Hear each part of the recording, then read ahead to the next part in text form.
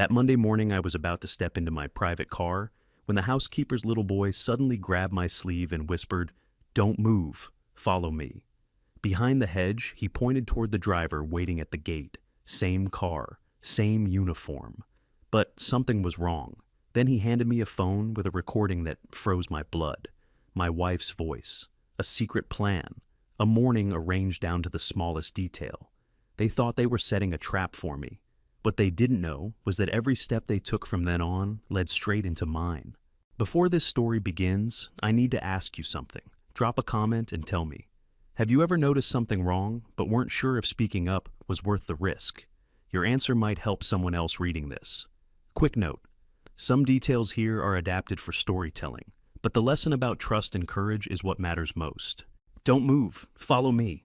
The boy's whisper stopped me in the middle of my own driveway. I stepped onto the granite walkway at 7:28 that Monday morning.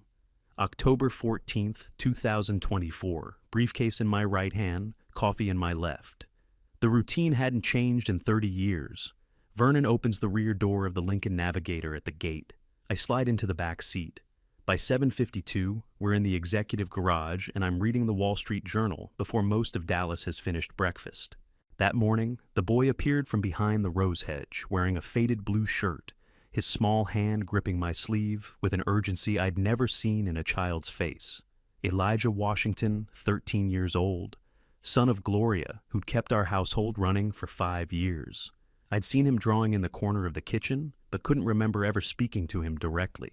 "What did you say?" I asked, keeping my voice low. "Please, sir," he whispered, pulling me toward the hedge. "Follow me. Don't let the man at the gate see you." I glanced toward the gate. The driver stood beside the town car holding the rear door open, looking at his phone, the way Vernon always did. Nothing seemed wrong. The morning was bright, the engine humming softly. The car was right. The uniform was right. Everything was exactly as it should be. But the boy's hand was shaking.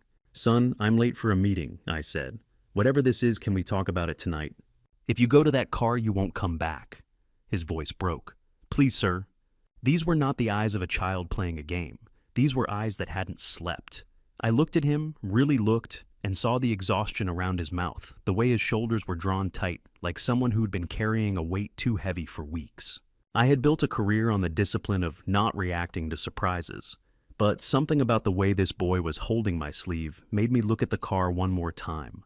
I forgot a file in my office. I called toward the gate. "Give me a few minutes."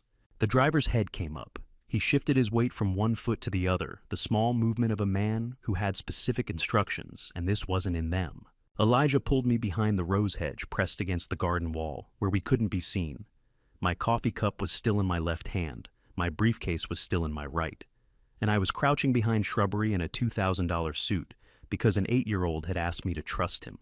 "Tell me why," I said quietly. "Look at his wrist," Elijah whispered, "the left one." I leaned forward enough to see through the gap in the hedge. The driver had moved to adjust something in the front seat. Same height as Vernon, same build, same dark jacket and silver watch Vernon had worn for 7 years. Same way of standing with his left hand resting on the door handle. Then I saw it. The scar was gone. March 23rd, 2019. Vernon had been driving me to Fort Worth when a pickup truck ran a red light. Vernon yanked the wheel hard right, put the Navigator into a controlled skid that saved both our lives, but his left wrist hit the door frame hard enough to require 12 stitches. I stood beside his hospital bed the next morning while a nurse changed the dressing. I'd seen that 4-inch scar every time Vernon opened a door for me for the past 5 years. This man's left wrist resting on the door handle was unmarked. He had the right car, I said more to myself than to Elijah. The right clothes, the right watch. "He didn't have the right scar," Elijah whispered. I felt something cold move through my chest. Not panic, but the kind of clarity that comes when you realize the ground you thought was solid has been hollow all along. Whoever had sent this man had done their research. They knew what car Vernon drove. They knew what time I left the house. They knew enough to dress him in Vernon's uniform and position him at exactly 7:26, so the engine would be warm. They hadn't prepared for the fact that I had sat beside Vernon Stafford in a hospital room 6 years ago and watched a nurse change the dressing on a wound that never fully healed. The fake driver was looking toward the house, now phone to his ear, speaking to someone. His shoulders had changed, less patient, more tense. "We're going inside," I told Elijah. "Side entrance. Don't run. Just walk like we're having a normal conversation." The boy nodded, and relief flooded his face, the relief of someone who had finally been believed. We moved together away from the hedge across the side lawn toward the door that led to my private study. I didn't look back. I didn't change my pace. A lifetime of negotiations had taught me that the most important thing you can control is what your body language tells the person watching you. But my mind was already cataloging facts with the speed that had built a $160 million real estate empire from a single Fort Worth office building in 1994. Someone had replaced my driver with an imposter. Someone knew my morning routine down to the minute. And an 8-year-old boy with exhausted eyes had just saved my life. We reached the side entrance. I unlocked it, pulled Elijah inside, and locked it behind us. Through the study window, I could see the fake driver still standing at the gate phone, pressed to his ear, still waiting for me to come back out, with the file I'd claimed to forget. Elijah reached into his shirt pocket and pulled out an old phone with a cracked screen. "I need to show you something," he said, his voice steadier now. "I recorded them talking 3 weeks ago. I didn't know what it meant, but I knew it was about you, and I knew it was bad." The study smelled the way it always did. Old paper and coffee and the particular silence of a room where decisions get made. I locked the door behind us and turned to face the 13-year-old boy who had just saved my life without fully understanding what he'd saved me from. "Tell me everything," I said. Elijah produced the phone from his shirt pocket, an old Samsung with a cracked screen held together by clear tape along the corner. The kind of hand-me-down a mother gives her son when she finally gets a new one. His hands were steadier now that we were inside, now that someone had finally listened. "My mom gave me this when she got her new one," he said quietly. "It still records sound. I was in the kitchen 3 weeks ago late, and I heard voices on the patio. I was scared, so I pressed the button. I held it near the door." "You recorded it," I said. He nodded and pulled up a single audio file, 14 minutes and 23 seconds long. The timestamp showed it had been saved last night, transferred from wherever he'd hidden it for 3 weeks. I took the phone from him carefully, the way you take glass pulled from a wound, and pressed play. The first sound was dishes settling in a sink, then the soft sliding noise of a patio door opening, then a voice I had known for 24 years. Celeste Hartley, 54 years old, my wife of 24 years. Her voice unmistakable even through the cracked speaker, calm and warm the way she spoke at dinner parties, discussing wine pairings and vacation plans. Except she wasn't discussing wine. She was discussing a driver switch set for Monday morning. "The driver switch is set for Monday," she said. "Lawrence always checks his phone, never the driver. He won't notice until it's too late." I raised the volume. My hand was steady. 30 years of board meetings and hostile negotiations had taught me how to keep my hand steady when the floor was falling out from under me. A man's voice responded deeper, slower, careful in the way a person sounds when reading from a memorized list. The voice was unfamiliar, but something about the cadence made me think of someone who spent a lot of time in offices choosing words the way lawyers do. "Louisville construction site," the man said.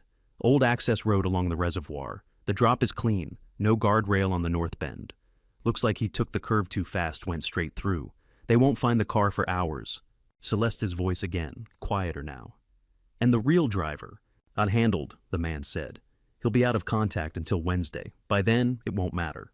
I thought I knew the sound of her voice when she was telling the truth. 24 years of marriage, breakfast conversations and bedside whispers and arguments about where to spend Christmas.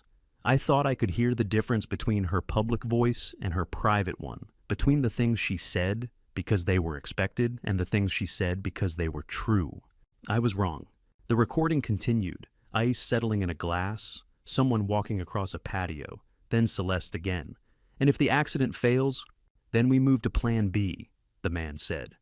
"The medical file is ready, 2 psychiatrists willing to testify, dementia diagnosis, early onset. He signs nothing after that. Power of attorney transfers to you. The board accepts it because you're family, because it looks like care, not a coup." Silence on the recording, then papers rustling. "The merger documents he signed last year," the man continued. "Third page clause 17. He signed away veto rights on executive succession. If he's declared incompetent, the board can vote without his consent. We have 4 votes already.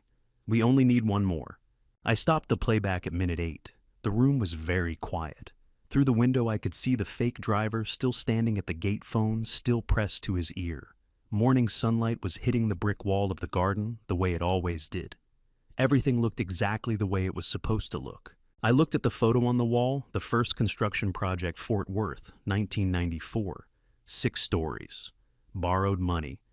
The feeling that I could build 100 more if I just kept moving forward. How does a 13-year-old boy carry the weight of knowing someone is going to die, and no one will believe him if he speaks? I turned back to Elijah. He was watching me the way children watch adults when they're trying to figure out if the adult is going to do the right thing or the easy thing.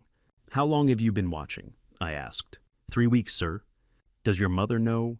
"No." His voice was very small. "They said she'd lose her job if she talked. I heard them say it, so I didn't tell her." "Why today and not before?" He looked at me with those exhausted eyes. "Because today was the last day." I nodded slowly. The logic was sound. Perfect even. An 8-year-old had understood something I hadn't, that the moment to act is always the moment before it's too late, not the moment after. I asked one more question, not because it was part of any plan, but because something about the way he'd said his mother would lose her job made me think there was more to this than courage. "Your father," I said. "He used to work here, didn't he, security?"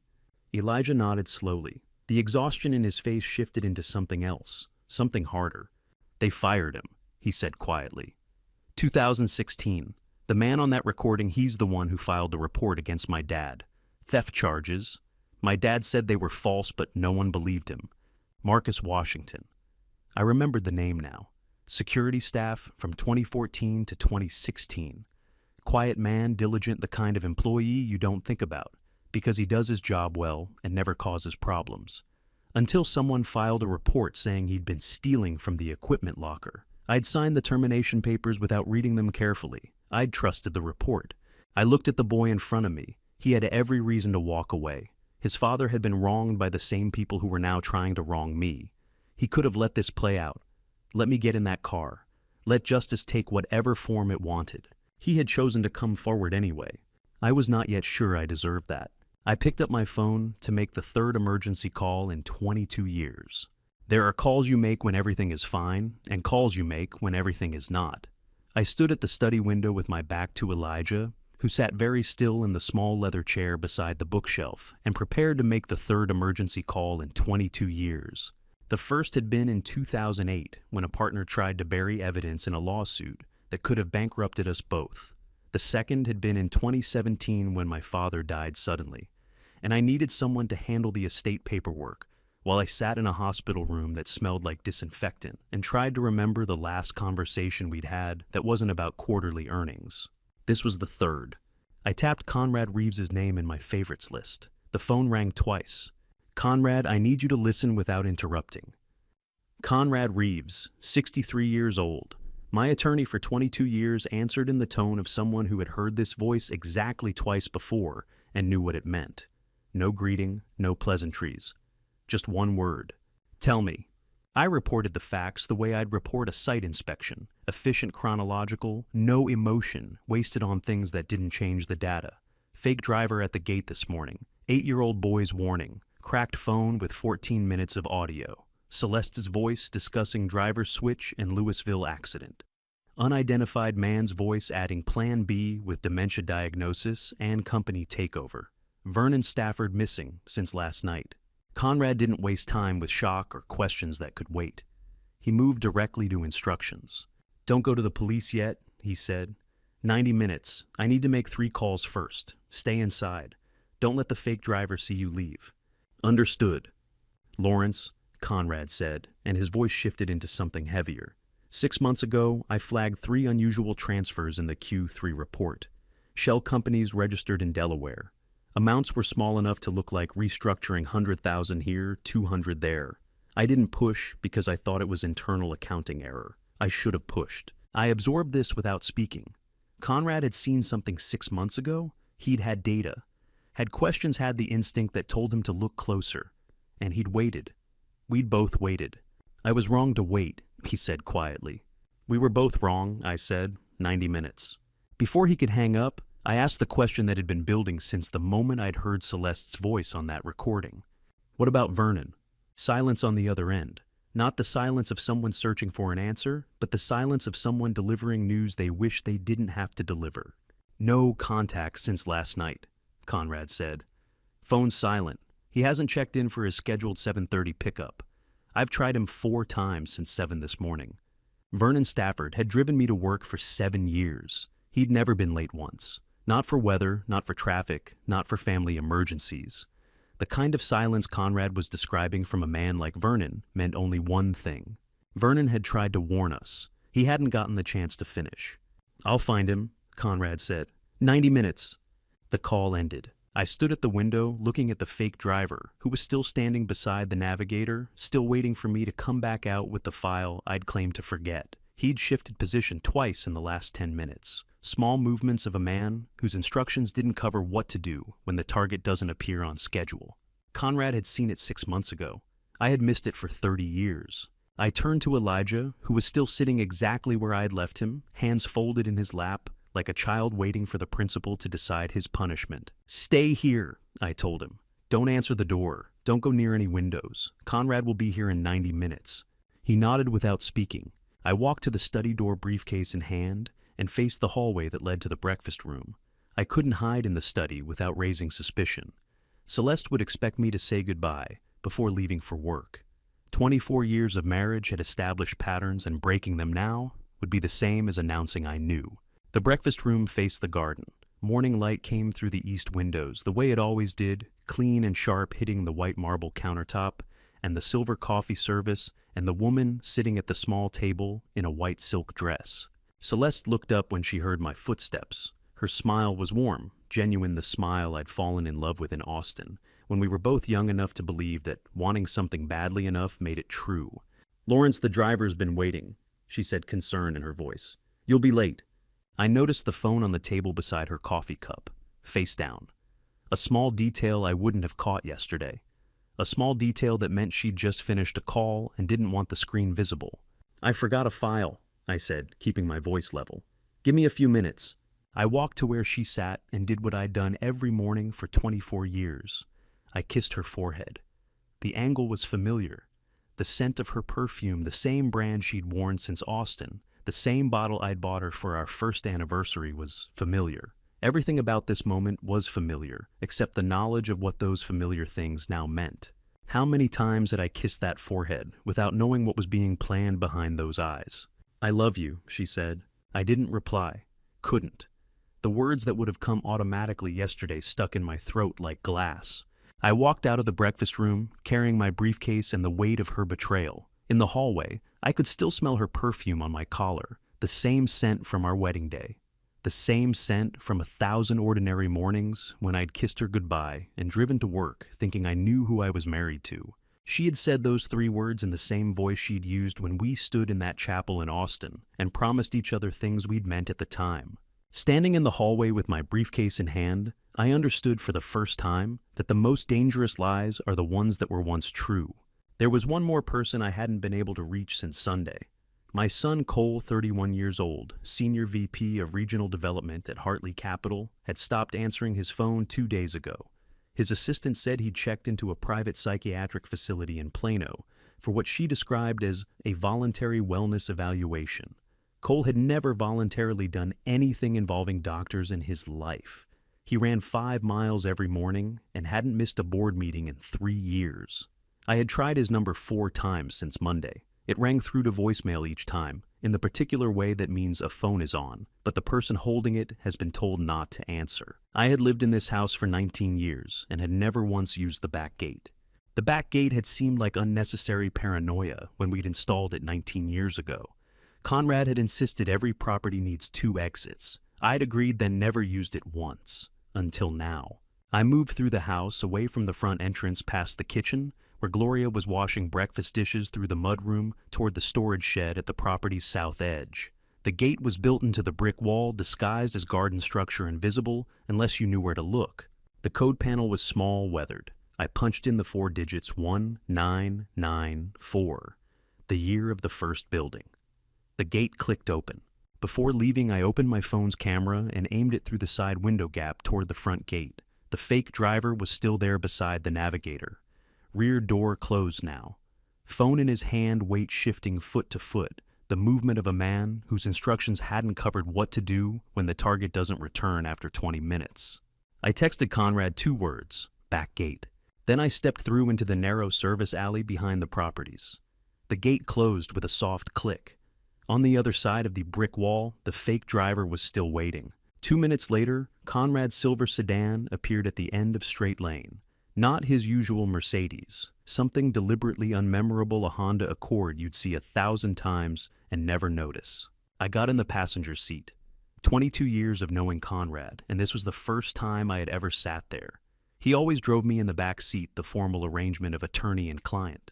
Sitting beside him felt wrong in a way that had nothing to do with comfort. "He's still there," I said, waiting. "Good," Conrad said, pulling away. "Let him wait." We drove in silence through Preston Hollow, past houses where I had attended charity dinners and fundraisers, past lives that looked exactly like mine from the outside. The coffee shop on Fairmount Street was the kind of place where nobody looked up from their laptops. Everyone on video calls or staring at spreadsheets. Conrad had already reserved the corner table farthest from windows. 2 cups of coffee already waiting, a leather folder already open. The place smelled like espresso and the particular anonymity of a neighborhood where everyone was too busy to notice. Conrad placed his phone on the table and tapped a name. The call connected on speaker. A woman's voice answered immediately. "Go ahead," Conrad said. Gwendolyn Marlowe.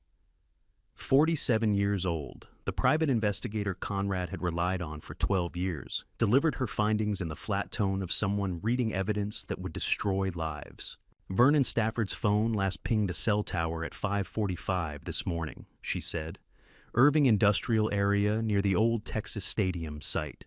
Traffic camera at Grauweiler and Irving Boulevard captured a white van without plates at 5:50 a.m. heading north. Back windows tinted. Can't see interior. No other sightings." "Understood," Conrad said. "Keep looking." The call ended. I stared at my coffee. 5:45 a.m. Irving Industrial Area. White van with no plates. Details that meant nothing to most people, but everything when you understood what they added up to. Vernon had been taken somewhere between his home and the moment he was supposed to pick me up. Taken by people who knew his route, his schedule, exactly when he'd be alone. Conrad's face changed. Something had just occurred to him, the look of someone remembering a detail they should have checked sooner. He pulled out his phone and scrolled through messages, fingers moving faster than I'd seen in 22 years. He stopped scrolling. His face went very still. He texted me at 5:40 this morning. Conrad said his voice flat in the way voices go flat when emotion would break something. I didn't see it until now. What did it say? Conrad turned the phone toward me. The timestamp showed 5:40 a.m. 8 words. "Something's wrong with tomorrow's car. Don't let him get in." I read it twice. 8 words that would have changed everything if they'd been read 4 hours earlier. 8 words that sat in an inbox while Vernon disappeared. 5:40 a.m. Vernon had tried to warn us. By 5:50 a.m., he was in a white van with no plates heading north on Irving Boulevard. 10 seconds passed. Neither of us spoke. I thought about the man who'd driven me to work for 7 years, who'd never been late once, who'd survived a car accident that could have killed us both, and came back to work 3 days later with his wrist in a cast, saying he was fine, saying he'd rather be working than sitting at home, who'd sent one text message at 5:40 in the morning and then disappeared. Conrad's phone sat on the table between us, screen still showing Vernon's unread warning. The coffee shop continued around us, laptops, clicking espresso machine, hissing conversations blending into white noise. Normal people having normal mornings. Vernon Stafford had tried to save my life before Elijah did. He had sent one message at 5:40 and then disappeared into the kind of silence that means someone made very sure of it. 7 years of loyalty. One unread text message. Conrad closed his phone and opened the leather folder. He laid 3 pages on the table between us without saying a word. The 3 pages Conrad laid on the table were only the beginning. He opened the leather folder wider and spread 4 sets of documents across the coffee shop table between us. Medical, legal, financial, corporate. Each one a layer of the conspiracy. He didn't narrate. He let me read them in silence. Our coffee grew cold in the cups. "Read them in order," Conrad said quietly. "Medical first." The first set was medical records from a Dallas psychiatrist I'd never heard of. Dr. Alan Hammond listed as affiliated with Lakewood Medical Group, Park City's location. His credentials looked legitimate. His documentation detailed a pattern of progressive cognitive decline spanning the past 18 months. The diagnoses were identical early-onset dementia, with documented episodes of forgetfulness, confusion, missed meetings, difficulty processing complex information. The dates matched exactly with times I'd been secretly negotiating the Wichita Falls property acquisition mornings. I'd told Celeste I was playing golf or meeting old colleagues. Afternoons I'd blocked off my calendar without explanation. Someone had taken my legitimate absences and reframed them as symptoms of mental decline. The psychiatrist is real, Conrad said, but the appointments never happened. I confirmed this morning, Dr. Hammond's office has no record of ever evaluating you. Someone used his credentials and created the files externally. I moved to the second set, power of attorney document. My signature at the bottom, granting Celeste full authority over all medical and financial decisions, effective immediately upon certification by a licensed physician that I was no longer competent to manage my own affairs. The signature looked perfect. It was mine, the angle, the pressure, even the slight hesitation before the H in Hartley, where I always paused, because the pen sometimes skipped on thick paper. My signature, I said. It's scanned from another document, Conrad replied. Spliced onto this one digitally. Very clean work. Without forensic analysis, it would pass inspection. I touched the paper. It felt real. The weight was right. The texture matched the kind of premium stock law firms use for important documents. Everything about it was designed to look exactly like something I would sign. Except I'd never seen it before in my life. The third set was an amended will, dated 3 months ago.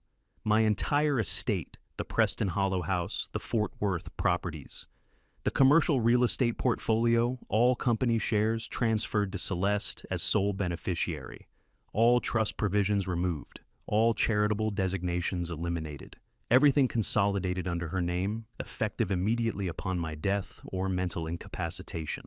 Another perfect signature at the bottom. The fourth set was financial.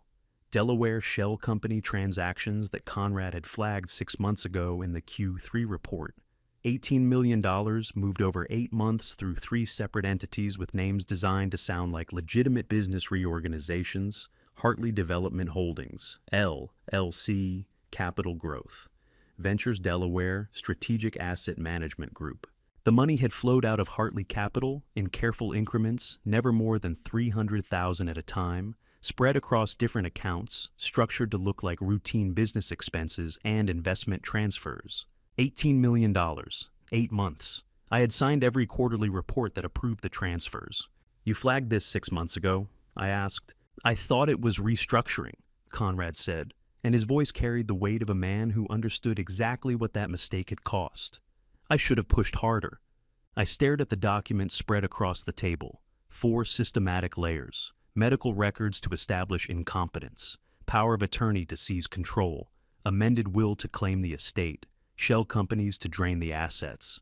This wasn't just a plan to kill me. It was a plan to take everything I'd built over 30 years and transfer it legally cleanly in a way that would hold up in court even if someone questioned it later. The accident at Louisville was just the fastest path. If that failed, they had Plan B ready.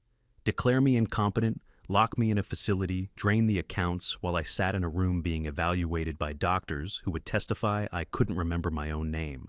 I picked up the power of attorney document again and looked at the signature more carefully. There was something about it that bothered me beyond the fact that it was forged. Then I saw it, the small curve at the end of the W in Hartley, barely perceptible. A tiny flourish I'd never consciously made, but that appeared after 30 years of muscle memory. I didn't even know it existed until this moment, staring at a forgery that had captured it perfectly. How long does it take to study another man's signature well enough to forge the parts he doesn't know exist? I thought back to Houston. Last September, late afternoon meeting with a development partner, whose name I couldn't remember now, but whose face I could still see young, eager, the kind of person who talked fast and used words like synergy and optimization. There had been a thick stack of contracts. A junior lawyer I'd never met before pointing at signature lines. Being told the third page was administrative language, standard provisions, nothing to worry about. I'd been tired. The flight from Dallas had been delayed. I'd missed lunch. I'd signed without reading the third page because the junior lawyer had smiled and said it was routine, and I'd wanted to catch the evening flight home. Someone had been in that room. Someone had watched me sign. Someone had studied the angle of the pen, the pressure of my hand, the unconscious curve at the end of the W that formed itself without my awareness. Houston, I said. Last September, I signed something without reading the third page. Conrad's expression didn't change, but something shifted in his eyes, the look of a man who just had a suspicion confirmed. They've been planning this for at least a year, he said. Probably longer. I looked at the signature again. The curve was perfect. Too perfect. Someone had studied my handwriting the way a forger studies a painting, not just copying the visible strokes, but understanding the rhythm, the unconscious movements, the parts that appeared without intention. That kind of patience doesn't come from anger or greed, or even hatred. It comes from a plan that has been running longer than I realized, executed by someone who understood that the best way to destroy a man isn't to take everything away at once, it's to make it look like he gave it away himself. I needed to know who that someone was, and I needed to know it before they realized the plan had failed. The safe house was a rental on a quiet street in Oak Cliff, ordinary curtains, ordinary furniture, the kind of place that remembers nothing and asks nothing. I needed to identify the mastermind before they realized the plan had failed, and Conrad had already prepared the room where that work would happen. The kitchen table had a laptop already open, files spread across the worn surface, a coffee pot on the counter, still warm from being brewed an hour ago, beige walls, generic furniture, drawn curtains. The place was chosen for anonymity, for work that couldn't be done in public. "When did you arrange this?" I asked. "This morning," Conrad said, setting his briefcase on the table. "After your call. I've used this place twice before. Twice before. Emergency situations that required disappearing from normal life for a few hours or days. I wondered what the other two emergencies had been, then realized I probably didn't want to know." Conrad set up a video call on the laptop. 3 rings. Then Gwendolyn Marlowe appeared on the screen. She was in her office files and photographs spread across the desk behind her, the organized chaos of someone who had been working without pause since their 7 a.m. phone conversation.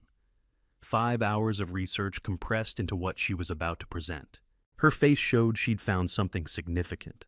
"I have the identity," she said through the screen, her voice carrying the flat precision of someone delivering news that would change everything. "And the history." Conrad pulled out a chair for me. I sat down facing the laptop screen, where Gwendolyn was already opening a file. "The man on the recording," she said, "is Preston Kingston." I sat very still. The name landed with a weight that took 3 seconds to fully settle. Preston Kingston, my CFO for 2 years, hired on Celeste's recommendation in late 2023. The man who sat in executive meetings every Thursday, who reviewed quarterly financials, who had access to every company system and every board member's contact information. The voice I'd heard discussing the Louisville accident and the dementia takeover belonged to someone who walked through my office building every day. 2 years, I said quietly. "I've worked with him for 2 years. "Yes," Gwendolyn confirmed. "But there's more." She pulled up another document on her screen, official-looking, heavy with legal language and government seals. Preston Kingston legally changed his name from Preston Kingsley in Nevada in 2018, she said. Relocated to Texas 6 months later, obtained an MBA from an online program, built an entirely new professional identity, spent 3 years erasing Preston Kingsley before becoming Preston Kingston. I stared at the name change document on the screen. The kind of thorough reinvention she was describing required either witness protection or running from something you didn't want anyone to find. "Yeah, well, why?" I asked. "Because of this." Gwendolyn pulled up an SEC investigation file. The header read, "Securities and Exchange Commission versus Preston Kingsley, filed March 2015, Las Vegas, Nevada." I had hired him on Celeste's recommendation. I had never asked why she knew him. The file detailed charges against Preston Kingsley while he worked at a Las Vegas-based investment firm, manipulating financial statements, misappropriating $4.2 million from 3 minority shareholders over 18 months, creating shell entities to hide asset transfers. The investigation had lasted 7 months. Documents, depositions, forensic accounting reports. Then it stopped. The key witness was the firm's former accountant, Gwendolyn said. She withdrew her testimony 2 weeks before the hearing, cited personal reasons. Without her testimony, the SEC couldn't proceed. The case was suspended without resolution, never formally dismissed, but never prosecuted. Suspended, Conrad said. Not dismissed. He was never cleared. Correct, Gwendolyn confirmed. Preston Kingsley left Nevada 3 months after the case was suspended. The next record of him is the name change petition in Nevada Family Court, 2018.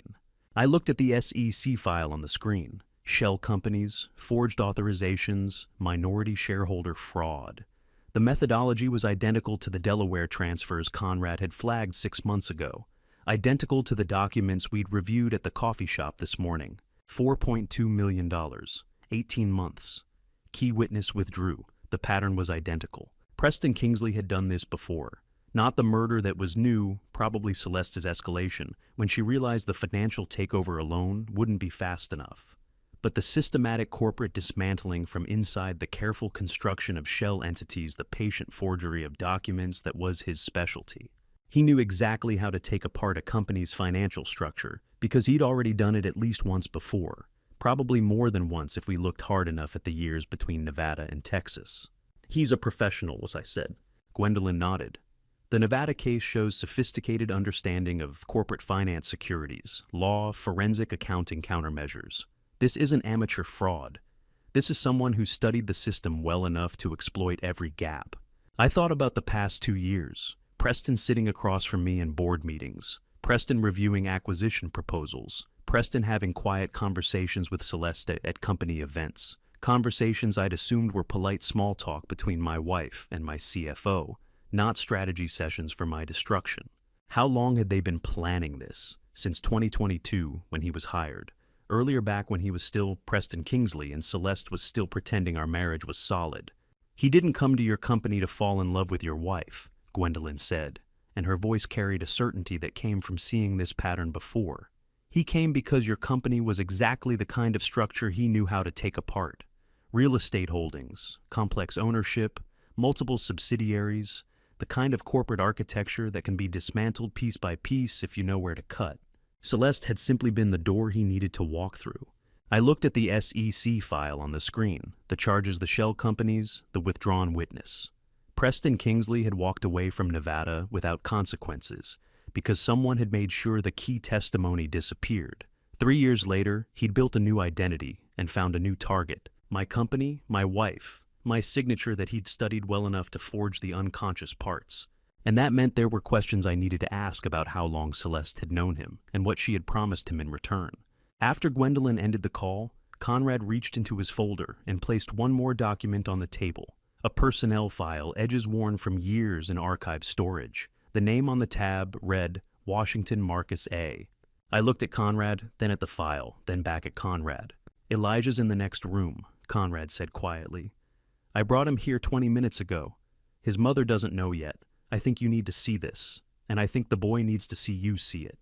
I opened the file. The first page was an employment record.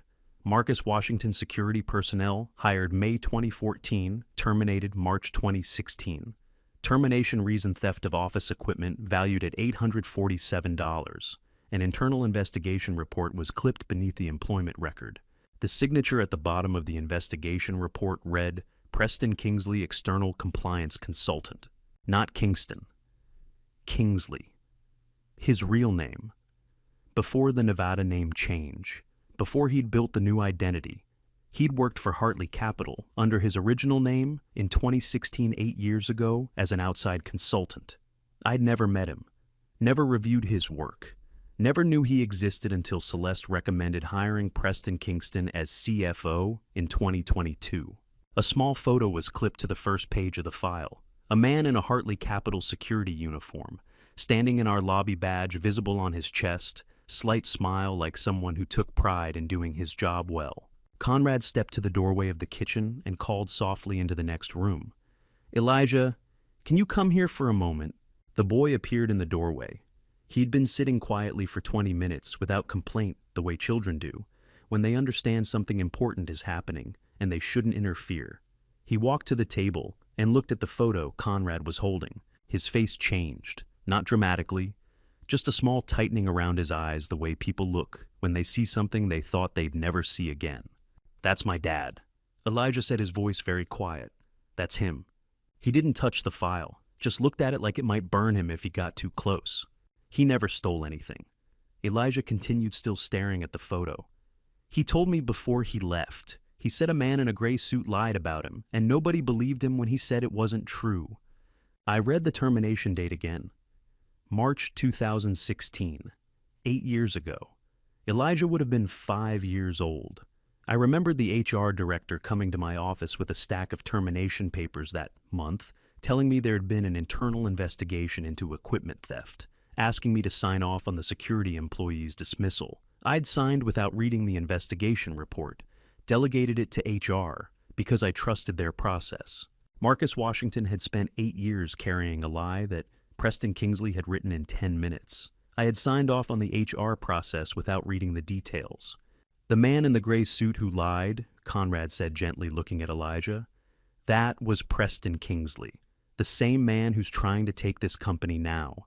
Your father was telling the truth. He never stole anything.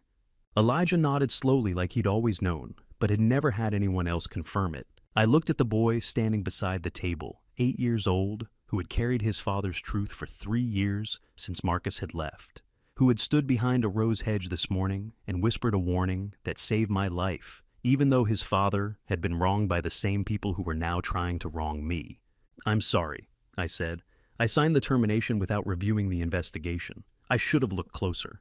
Elijah looked at me for a long moment, then nodded and walked back to the other room without saying anything else. Some truths don't require a response. Conrad waited until the boy was out of earshot before continuing. There's more, he said. Preston and Celeste met with Victor Pemberton last Friday evening at his home in Highland Park. They presented medical documentation showing you've been exhibiting forgetfulness, missing critical board meetings, showing early signs of cognitive decline. The meetings I missed in September were for Wichita Falls, I said. Victor knows I work on sensitive land deals quietly until terms are finalized. Preston's reframing it as early dementia, Conrad said. And the documentation looks convincing because it's technically accurate. You did miss those meetings. You didn't tell anyone why. The medical file takes true facts and recontextualizes them as symptoms. I understood the strategy immediately. The most effective lies are built from true pieces arranged in false patterns. I had missed 2 board meetings in September. I had been secretive about my calendar. I had told Celeste I was playing golf when I was actually in Wichita Falls negotiating a land acquisition that would have added 32 acres to our development portfolio. All true, all innocent, all made to look like something else entirely when Preston Kingsley presented it to Victor with the right spin. And has Victor agreed to vote with them? I asked. Not yet, Conrad said. But he hasn't refused either. The board meeting is scheduled for Thursday morning. If Victor votes that you're unfit based on the medical evidence, Celeste can petition the Court of Chancery for emergency executive review. With your shares contested due to incompetence and Celeste claiming half under marital property law, they'd have the votes to suspend you temporarily. By Friday, they'd have operational control. I did the math in my head. My voting shares 51%, Victor's shares 8%. If Celeste could claim half of mine under medical incapacity 25.5%, and Victor voted with them, they'd have enough to petition the court for emergency intervention. How do you ask a man to trust you when the evidence against you looks exactly like the truth? 20 years, I said. Victor's been my partner for 20 years. 20 years of knowing someone doesn't protect you from a convincing lie, Conrad replied, especially when the lie is built from things you actually did. Victor Pemberton had stood beside me through 3 recessions and 2 hostile takeover attempts. Now he was sitting in his Highland Park study, reading a medical file about me that was built entirely from things I had actually done, and entirely wrong about why I had done them. If he believed it, we would lose everything by Friday. But Victor wasn't the only person in my life being manipulated with carefully selected truths. The afternoon light came through the gap in the curtains at a low angle the way it does in October, when the sun starts giving up earlier than you expect. Victor wasn't the only person in my life being manipulated with selected truths. Celeste was about to call, and I was going to have to answer. I sat alone in the safe house kitchen. Conrad had stepped out 40 minutes ago to coordinate with Gwendolyn's field teams. The coffee in my cup had gone cold. The laptop was closed on the table. Silence settled, the way it only does in unfamiliar rooms, the particular quiet of waiting for something you know is coming, but can't predict exactly when. 3:20 p.m. The phone buzzed on the table. The screen lit up with a single word, Celeste. I stared at it for 4 seconds. 1 ring, 2 rings. I calculated what not answering would tell her, what silence would communicate. The fake driver had been standing at the gate for 7 hours now. He would have reported in. Preston would know something had gone wrong. They would be trying to determine whether I was dead alive or somewhere in between. I had to answer. Not answering would shift something, alert her that I knew. I pressed the green button. Celeste's voice came through the speaker, warm, patient, carrying just the right measure of concern without crossing into alarm. "Lawrence, where are you?" she asked. "The driver called me. He says you never came back out." Not accusatory, not panicked. Perfectly calibrated to sound like a wife who was mildly worried her husband had forgotten something or gotten distracted by work. The kind of tone you use when you're concerned but not frightened when you think there's probably a simple explanation. I recognized the performance because I was about to give one myself. "I'm with Conrad," I said, keeping my voice calm. "Contract issue came up that can't wait." "What kind of contract issue?" The question could mean anything or nothing. I looked at the beige walls of the safe house, the chipped paint above the doorframe, the generic landscape print that could have come from any furniture store clearance section. "Houston property," I said, delivering the prepared lies smoothly. "We might need to stay overnight to sort it out. Don't wait up." A pause, just long enough to feel deliberate. "Is everything all right?" she asked. She had practiced that tone. I was certain of it. The exact calibration of concern that wouldn't raise suspicion. The perfect performance of a wife checking on her husband's well-being while actually checking whether he was dead yet. "Everything's fine," I said. "Drive safe," she said. "I will." I ended the call before either of us could say more. Before she could add the 3 words she'd said this morning in the breakfast room, before I had to decide whether to say them back. The phone went dark on the table. I didn't move immediately. I sat in the stranger's kitchen with the October light coming through the curtains at that low angle that meant evening was approaching faster than the clock suggested. I thought about Austin, 24 years ago. A small chapel on 6th Street, late April afternoon. Rain outside the tall windows, the particular sound of Texas spring rain on old roof tiles, steady and soft, the kind of rain that makes you want to stay inside and watch it fall. Celeste had worn a simple white dress. Not elaborate. She'd said she didn't want elaborate, didn't want the kind of wedding where you spent more time worrying about decorations than thinking about what you were actually promising. She'd stood at that altar looking at me like I was the answer to a question she'd been asking her whole life. I had felt in that moment like the luckiest man alive. The memory sat in the safe house kitchen with me like a third person at the table, present but silent, undeniable but unexplained. When does a marriage stop being what it was and become something else entirely, without either person saying the words out loud? I had loved her once. I was almost certain of that. The way you can be almost certain of things that happened a long time ago, before the details got complicated, before the years added layers of context and reinterpretation. She had loved me too, probably, in that chapel in the rain. When we were young enough to believe that loving someone was the same thing as understanding them, that wanting to build a life together meant you'd actually know how to do it. What I could not answer, sitting alone in a stranger's kitchen in Oak Cliff with cold coffee and a closed laptop, was when exactly that had stopped being enough for either of us. When had the space between us grown wide enough that someone like Preston Kingsley could walk through it? I couldn't pinpoint the moment. Maybe there wasn't one moment. Maybe it was slow erosion years of small choices neither of us noticed making, me working late, her joining charity boards I never attended, conversations that used to last hours becoming efficient exchanges of necessary information, bedroom doors that used to stay open slowly staying closed, the particular loneliness of sleeping beside someone you used to know. Maybe that's what Preston had seen when he'd studied us, when he'd decided Celeste was the door he needed to walk through. Not that our marriage was a lie, but that it had become hollow enough to exploit, real enough on the surface to look convincing, empty enough underneath to collapse when pressure was applied in the right places. The afternoon light shifted, the angle changed, the room got darker by degrees too small to notice until you looked up and realized it was almost evening. I sat in the safe house kitchen, thinking about a woman in a white dress in the rain, thinking about 24 years of slowly becoming strangers, thinking about the specific grief that comes from losing something you can't remember exactly when you lost. The most painful betrayals aren't the ones that were lies from the beginning. They're the ones that started as truth and slowly became something else while both people watched it happen and neither said the words that might have stopped it. By 4 o'clock, Conrad would return with a decision I needed to make: when to tell the authorities and whether to let the conspiracy play out far enough to catch everyone.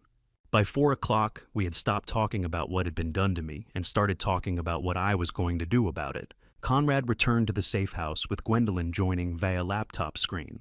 The kitchen table transformed into something else. Evidence compiled, files organized, timeline mapped.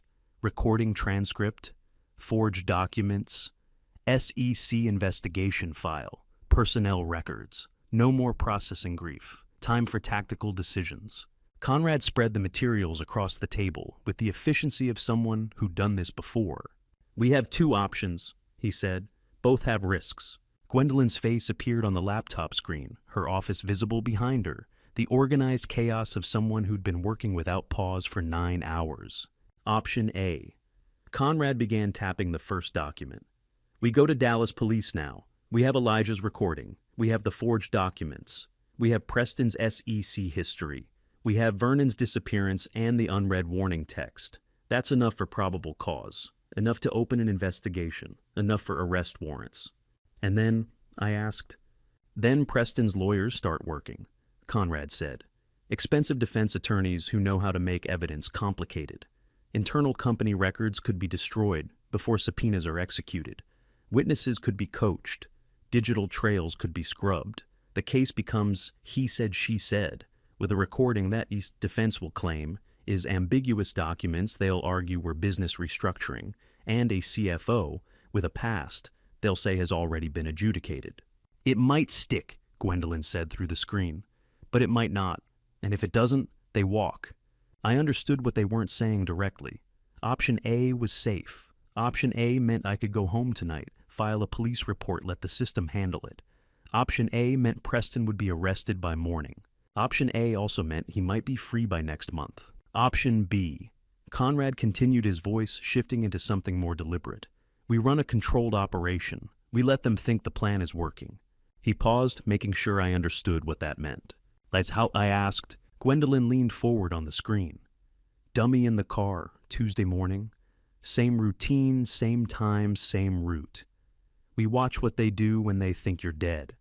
We record everything. The attempted abduction, the fake driver's actions. Preston's response when he thinks the plan succeeded, Celeste's reaction, the company takeover attempt. We catch them executing the crime, not just planning it." "It's more dangerous," Conrad said. "It requires you to stay hidden. It requires perfect coordination. It requires trusting the plan won't slip." "But," Gwendolyn added, "it's an ironclad case, caught in the act, on video. No room for reasonable doubt. No expensive lawyers arguing about intent versus action. They do the crime, we have the proof. They go to prison." I sat quiet for 30 seconds, weighing the options, thinking about Vernon Stafford in an Irving warehouse 48 hours now, since his 5:40 a.m. message. Thinking about Elijah carrying a secret for 3 weeks because he knew no adult would believe him. Thinking about Preston Kingsley walking away from Nevada, walking away from Atlanta, walking away from every other time because the evidence wasn't quite strong enough, or the witness withdrew, or the case got complicated. Vernon had been in that warehouse for 48 hours because he tried to warn me I owed him more than a quick arrest that might not stick. "Option B," I said. "I want them caught on action, not intent." Conrad looked at me for a long moment. "It's dangerous. If anything goes wrong..." "Vernon is in that warehouse," I said, cutting him off. "Option A doesn't get him out faster. This way, everyone answers for everything." Conrad nodded slowly. Then he reached into his briefcase and pulled out another folder. "I called FBI Special Agent Garrett Thornton this afternoon," he said, anticipating this decision. "What we're planning has a formal legal designation under federal law-controlled operation. The FBI will supervise execution. They'll ensure admissible evidence. They'll maintain proper chain of custody. That distinction will matter in court," I asked. "That distinction is everything," Conrad replied. "It's the line between legitimate law enforcement cooperation and entrapment. Thornton's already reviewing the case file. He's coordinating with the Dallas FBI field office. The framework exists. We just need your formal authorization to proceed. Controlled operation, federal supervision, admissible evidence. The words sounded clinical procedural, the kind of language you'd use in a legal brief. What they actually meant was catching my wife in the act of trying to kill me while federal agents watched and documented every moment. How long before Preston and Celeste can petition for emergency company control? I asked. Conrad pulled the laptop closer and opened a document. Delaware Corporate Law, Court of Chancery, Section 225. With a CEO missing and a co-owner requesting urgent succession review, he read, "A judge can sign an emergency order within 48 hours. Preston and Celeste could file the petition Wednesday morning. A judge could grant temporary executive control by Thursday afternoon." That gives us until Wednesday, I said. That gives us until Wednesday, Conrad confirmed. Maybe less depending on when they file. The clock started the moment Preston realized you didn't get in that car this morning. 48 hours. I looked at the documents spread across the table. The recording transcript with Celeste's voice discussing driver switches and reservoir accidents. The forged power of attorney with my signature that captured unconscious details I didn't know existed. The SEC file showing Preston Kingsley had done this before and walked away. 2 days to execute a federal operation, 2 days to rescue Vernon, 2 days to stop a company takeover that had been planned for at least a year, probably longer. 2 days to catch people I'd trusted in the act of destroying everything I'd built. Gwendolyn spoke from the laptop screen. "We'll need the dummy ready by Tuesday dawn. The car has to look identical. The timing has to match your routine exactly. One mistake, and Preston realizes the plan failed." "Then we don't make mistakes," I said. 48 hours. The words sounded simple when I said them quietly in the empty kitchen after Conrad closed the laptop. 2 days. Barely enough time to plan a business trip under normal circumstances. They were the window we had to execute a federal operation rescue Vernon and stop a company takeover. And the clock had started the moment Preston realized I hadn't gotten in that car this morning. By Tuesday dawn, we would need a perfect dummy in a perfect car, driving toward a reservoir where men with very specific instructions would be waiting. Tuesday morning came gray and quiet the way mornings do when everything is about to change. The 48-hour window had narrowed to execution. By dawn, the dummy would be in position and the trap would spring. I'd been awake since 5 a.m. in the safe house bedroom, watching the clock tick toward operational start. Conrad had been on encrypted calls since 4:30, coordinating with Gwendolyn's field teams. Surveillance positions at Louisville confirmed FBI agents briefed drone operator in place. By 7 o'clock, every piece was positioned exactly where it needed to be. "Everything's in place," Conrad said quietly from the kitchen doorway. "Teams confirmed at Louisville, FBI standing by." "And the dummy?" I asked. "Already at the garage, dressed, ready." The auxiliary garage was 2 blocks from the mansion. Conrad's security team had prepared it overnight while I'd tried and failed to sleep. At 7:20, the dummy was positioned in the back seat of an identical Lincoln Navigator navy blue jacket I wore to Monday meetings, Dallas Cowboys baseball cap, from my closet briefcase placed on the seat beside it. From a distance from the rearview mirror angle, convincing enough. I watched via phone camera feed from the garage security system. I couldn't be there in person, too risky if someone was watching from my car, for my movements, for any sign I was still alive. "From the rearview mirror it'll work," Conrad said, studying the same feed. "He won't look closely until he's supposed to." At 7:30, exactly the moment I'd left for the office every weekday for 30 years, the car pulled out of the garage. I watched the phone screen. The fake driver at the mansion gate turned when the car approached, opened the back door, glanced at the passenger in the back seat through the rearview mirror once the car was in motion. He nodded to himself. Everything normal. Just another Monday commute for a man who hadn't broken his routine in 3 decades. The car pulled smoothly out onto straight lane. 40 seconds of complete silence in the garage after the car disappeared. Conrad stood beside me, both of us watching the empty frame on the security camera screen. Somewhere in that car was a version of me that would not come back. The real version was standing in a dark garage 2 blocks away, watching it leave. "He bought it," Conrad whispered. "Now we wait," I said. At 8:42 a.m., Gwendolyn's voice came through the phone speaker, narrating in real time. "Car reaching designated location now?" She said, her tone flat and professional. "Louisville Lake Access Road, North Bend where the road curves along the reservoir. No guardrail on the water side. Exactly the spot mentioned on Elijah's recording. The place they'd chosen because a car going into the water there would look like an accident. A man taking the curve too fast. A tragedy with no witnesses. Driver's slowing, Gwendolyn continued.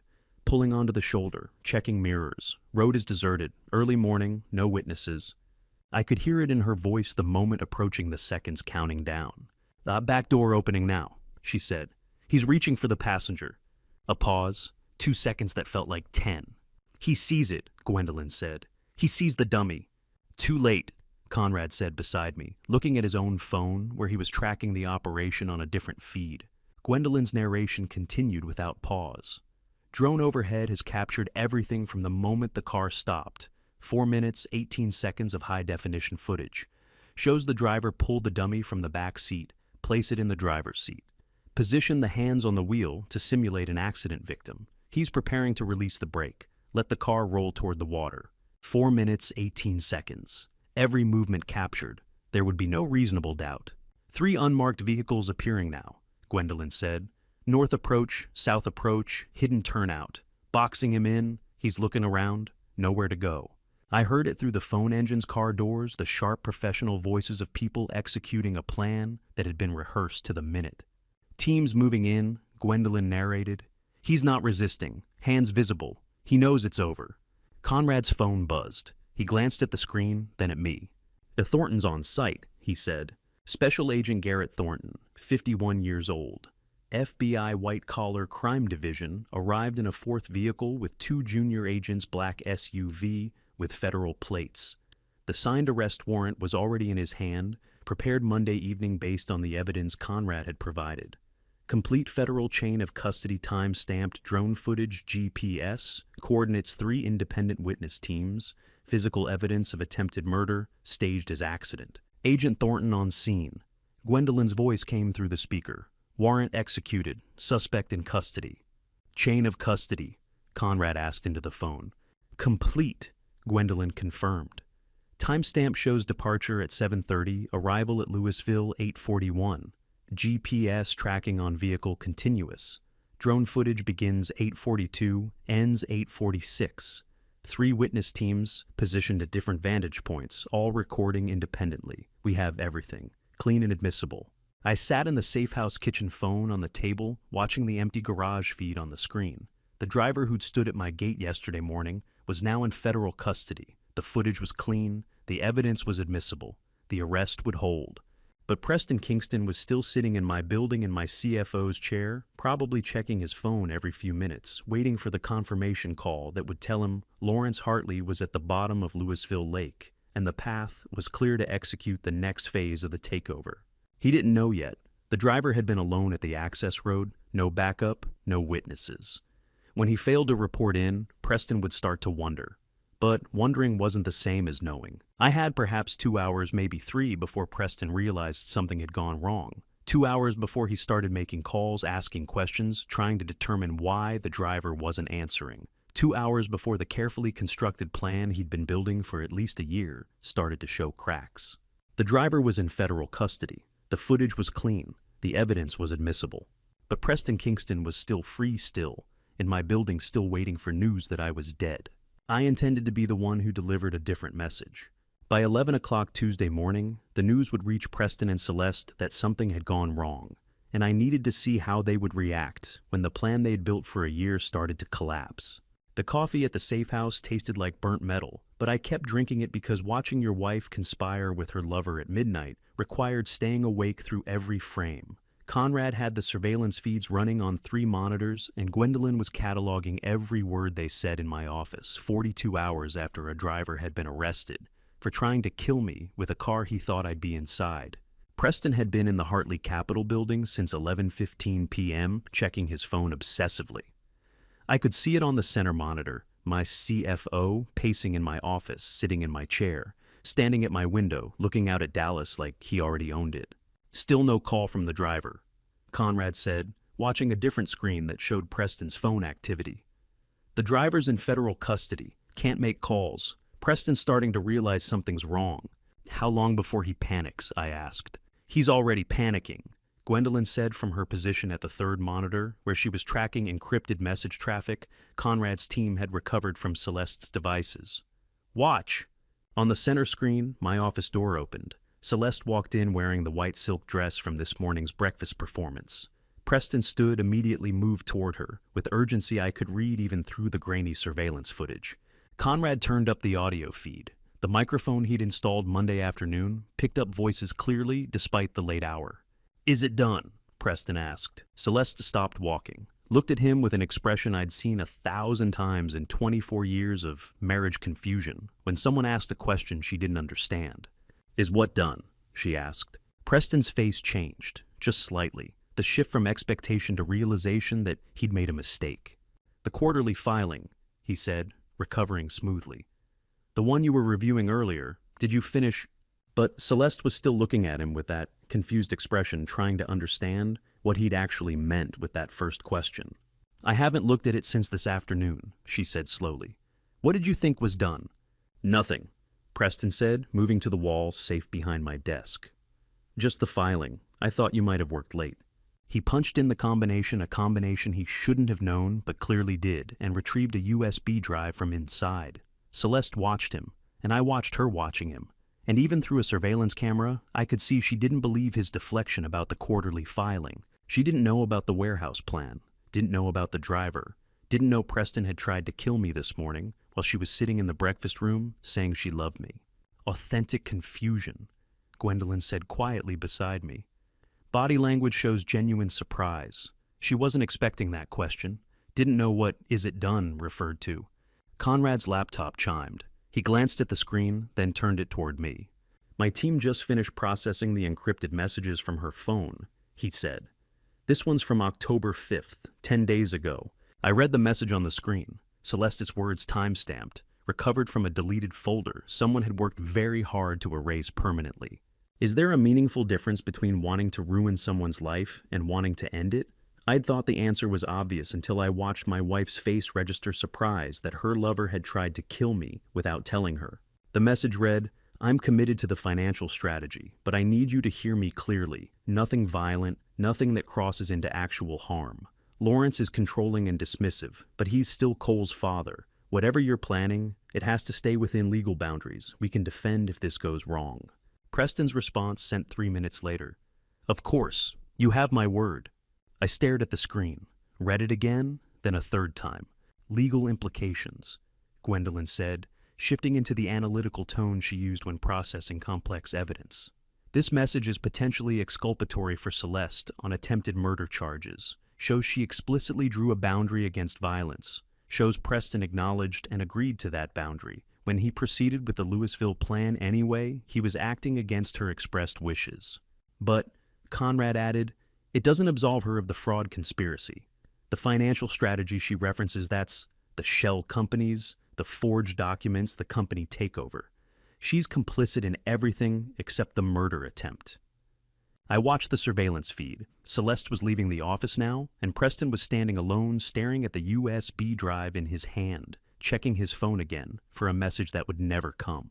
My wife had wanted to destroy me financially, had conspired with Preston to forge documents, manipulate board members, drain company assets, and leave me with nothing. But she'd drawn a line at killing me. The line was in the wrong place, miles past where a wife should stand, but she'd drawn it, and Preston had crossed it the same way he'd crossed mine. "Does this change your strategy?" Conrad asked, looking at me across the bank of monitors. Gwendolyn had her pen ready to note whatever decision I made. We could use this evidence to flip Celeste against Preston, offer her a deal, testify about the fraud conspiracy, confirm Preston acted alone on the murder attempt, take a reduced sentence for cooperation. She'd probably accept. She was smart enough to know that testifying first gave you leverage. Or we could prosecute her fully, let the jury see the October 5th message and decide for themselves whether drawing a line against murder made a difference when she'd helped orchestrate everything else. I looked at the frozen frame on the monitor, the moment when Preston had asked if it was done, and Celeste's face had shown that confusion, that concern that something had happened she didn't know about. Conrad was waiting for an answer about whether this changed my strategy, and Gwendolyn had her pen ready to note the decision. But I was still looking at that frozen frame. The hardest question wasn't whether she deserved mercy for drawing a line against violence. It was whether that line meant anything when she'd helped Preston get close enough to cross every other boundary first. I found Elijah at the safe house kitchen table Wednesday afternoon, drawing my building with a pencil stub and the back of a grocery receipt, getting details right he'd never seen in person. "The corner windows on the 12th floor," he said without looking up. "They're bigger than the others, right?" "The executive suite." I pulled out the chair across from him. "How did you know?" "My dad told me." His pencil moved in careful strokes, adding detail to the roofline. "He used to clean those offices. Said the corner office had windows so big you could see all the way to Fort Worth on clear days." Marcus Washington. Conrad had shown me the termination file Tuesday morning. Preston's signature on the dismissal formed the fabricated theft allegation, the escort from the building on a Friday afternoon. 3 months before Preston tried to have me killed, he'd destroyed a maintenance worker's reputation over a missing laptop that turned up in Preston's own desk drawer a week later. "Your father worked for me. For 6 years. Elijah added shading to the building's east side. He loved that job, came home every night and talked about the building like it was a cathedral, the marble in the lobby, the way the sun hit the glass at sunset, the engineering. His hand paused. Then Mr. Kingston said he stole something he didn't steal, and nobody believed him because who believes the janitor? The pattern was suddenly horrifyingly clear. Preston hadn't just corrupted my company's finances, he'd been systematically eliminating anyone who might notice the details. Marcus Washington cleaned executive offices at night, had access to documents, saw things. So, Preston manufactured a reason to remove him before the embezzlement audit trail became visible. "I'm sorry," I said. "That shouldn't have happened. Buildings don't lie." Elijah tapped his pencil against the sketch. "People do. My dad taught me that. He said you can trust what a building tells you, its structure, its weight, its balance. It's people who make up stories." 8 years old, and he'd learned the lesson I was still processing at 60. How many others had Preston destroyed to protect his scheme? How many Marcus Washingtons were out there, good people who'd been discredited, fired, erased from the story, because they'd been in the wrong place to notice the wrong detail? I pulled out my phone and scrolled to Victor Pemberton's contact. 20 years on Hartley Capital's board, former CFO of Pemberton Industries before he sold it for $400 million. The kind of institutional investor who had seen every corporate game and survived them all. Conrad's voice echoed from our morning briefing. "You need one board member to create the opening. Just one. The rest will follow if the evidence is clean." The phone rang 3 times. "Lawrence." Victor's voice carried the cautious warmth of someone who'd heard rumors but hadn't chosen sides yet. "I was wondering when you'd call. Preston's been telling interesting stories about your health." "I'm calling an emergency board meeting," I said. "Thursday morning, 9 a.m., the downtown boardroom. I need you there." Silence on the line. Then, "Preston's filed preliminary competency concerns with 3 board members. Says you've been erratic, paranoid, making accusations without foundation. He's building a case. He's building a case because I found the money." I watched Elijah's pencil add windows to the 12th floor, each one perfectly proportioned. $47 million moved through shell corporations over 8 months. I have the transaction records, the corporate filings, the audit trails, and I have evidence he tried to have me killed to stop me from presenting it. The silence stretched longer this time. "That's a serious allegation, Lawrence." "I have a serious amount of evidence. Bank statements, encrypted communications, witness testimony, and I have the documents proving he's been systematically removing anyone who might notice, including a maintenance worker he falsely accused of theft 3 months ago." "Marcus Washington." Victor's voice shifted, gained an edge. "I remember that case. I voted to approve the termination. Preston said the evidence was clear. The laptop turned up in Preston's own desk." "Jesus!" I heard ice cubes clink against glass. Victor processing, recalculating. "If even half of what you're saying is true, we have a problem bigger than your competency. But, Lawrence, if you're wrong about this, if the evidence doesn't hold up, this ends your career. You understand that NB, el den enaboro. I understand I built this company over 32 years, and I'm not letting someone steal it because he's better at lying than I am at politics." "The Thursday 9 a.m., Victor said finally. "I'll be there. But Lawrence, bring everything, because Preston spent the last week convincing people you're having a breakdown, and you'll need to be flawless." The line stayed connected after Victor stopped talking that deliberate pause. That meant he had more to say, but wasn't sure he should say it. 20 years, he said quietly. I've watched you build something rare, a company that actually gives a damn about doing right. If Preston's corrupted that, if he's turned your creation into just another corporate theft machine, ice clinked again. I want to believe 20 years counts for something. I want to believe the company I've invested in is worth saving. The Thursday morning, I said. I'll prove it's worth saving. I ended the call and looked across the table at Elijah, still perfecting his drawing of a building his father had loved enough to describe in detail to an 8-year-old boy, even after that building's owner had failed to protect him. Mr. Washington, I said carefully, when this is over, I'd like to talk to your father about a job, about what happened, about making things right. Elijah looked up from his drawing, his expression older than his years. He looked up from his drawing. But they don't fix things, he said quietly. That's what people have to do. Victor was still on the line, or at least the silence suggested he was, and I realized with something close to hope that 20 years might actually count for something after all. Gwendolyn found Preston's mistake at 6:47 p.m. Wednesday evening, an email he'd sent 18 months before he ever walked into my building, proving I'd been a target long before I thought I had an enemy. She'd been running deep background for 72 hours, the kind of search that required 3 monitors and more coffee than sleep. Most searches on Preston Kingston hit dead ends at the name change in 2016. Before that, the trail went cold, like he'd materialized out of nowhere with a clean resume and a CFO certification. Property records, Gwendolyn said, tapping her center screen. Atlanta address 2018 through 2020. Cross-referenced social media metadata, found romantic relationship markers. Conrad looked up from his surveillance laptop. Ex-girlfriend, 8 months in 2019, woman named Corinne Ellsworth. I pulled out the chair beside her. She willing to talk? Already did. Gwendolyn pulled up a phone log, 43-minute call, timestamp 4:17 p.m. Corinne Ellsworth, 62 widow, owns 3 urgent care clinics in metro Atlanta. Preston dated her for 8 months until she caught him manipulating her company documents. Altered cash flow statements, phantom consulting fees, the same playbook he used on you. The pattern was becoming a signature. Preston didn't just commit fraud, he refined it, practiced it, perfected his approach on smaller targets before scaling up to a $160 million real estate firm. She report him? Conrad asked. Never filed? Gwendolyn scrolled through her notes.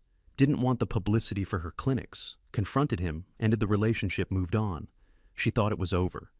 But she kept something, I said, reading Gwendolyn's expression. An email. Preston accidentally sent it to her old address in March 2022. Blind copied her on a message meant for someone else. She almost deleted it, but the subject line mentioned her by name, so she opened it.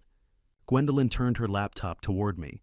The email header showed a date that made my chest tighten. March 14th, 2022, 18 months before Preston's first interview at Hartley Capital, 18 months before I'd ever heard his name. The message was short, 3 lines. Whitfield situation developing as projected. Q4 2024 timeline on track. Will advise after next contact establishes trust. Whitfield, my middle name. The name only people who'd done research would know. It wasn't on the Hartley Capital. Website wasn't in press releases, appeared only on legal documents and my birth certificate. He was planning this in March 2022, I said quietly. Conrad moved to stand behind us, reading over my shoulder. 18 months before he applied for your CFO position. He researched you, found your vulnerabilities, probably targeted Celeste first to create the opening. Gwendolyn pulled up a second document. Preston's resume submitted to Hartley Capital HR on September 8th, 2023. He waited until Q3 2023 to make contact. Spent a year and a half planning his approach, studying your company's structure, identifying weak points. I was a situation before I was a target. Before I was a victim, I was a timeline. Q4 2024. The precision was almost admirable in its cruelty. Preston hadn't stumbled into an opportunity, he'd engineered it from the ground up, the way you'd engineer a building demolition. Find the load-bearing structures. Plant the charges, wait for the right moment, execute. This changes everything, Conrad said. Attempted murder becomes conspiracy with malice aforethought. A jury sees this email, they're not looking at a CFO who got greedy. They're looking at a predator who spent 2 years setting a trap. My phone buzzed against the table. Email notification, subject line, emergency board meeting, court ordered. I opened it. Margaret Foster Company secretary for 12 years, precise and professional, even in crisis. The message was brief. Mr. Hartley, Delaware Court of Chancery has granted an emergency order under Section 225 in Re Hartley Capital Group, Inc. Meeting scheduled Thursday, October 17th, 2024, 10 a.m. Agenda Temporary Executive Control Review. Full order attached. Before I explain what that court order truly meant for the next 14 hours, are you still with me right now?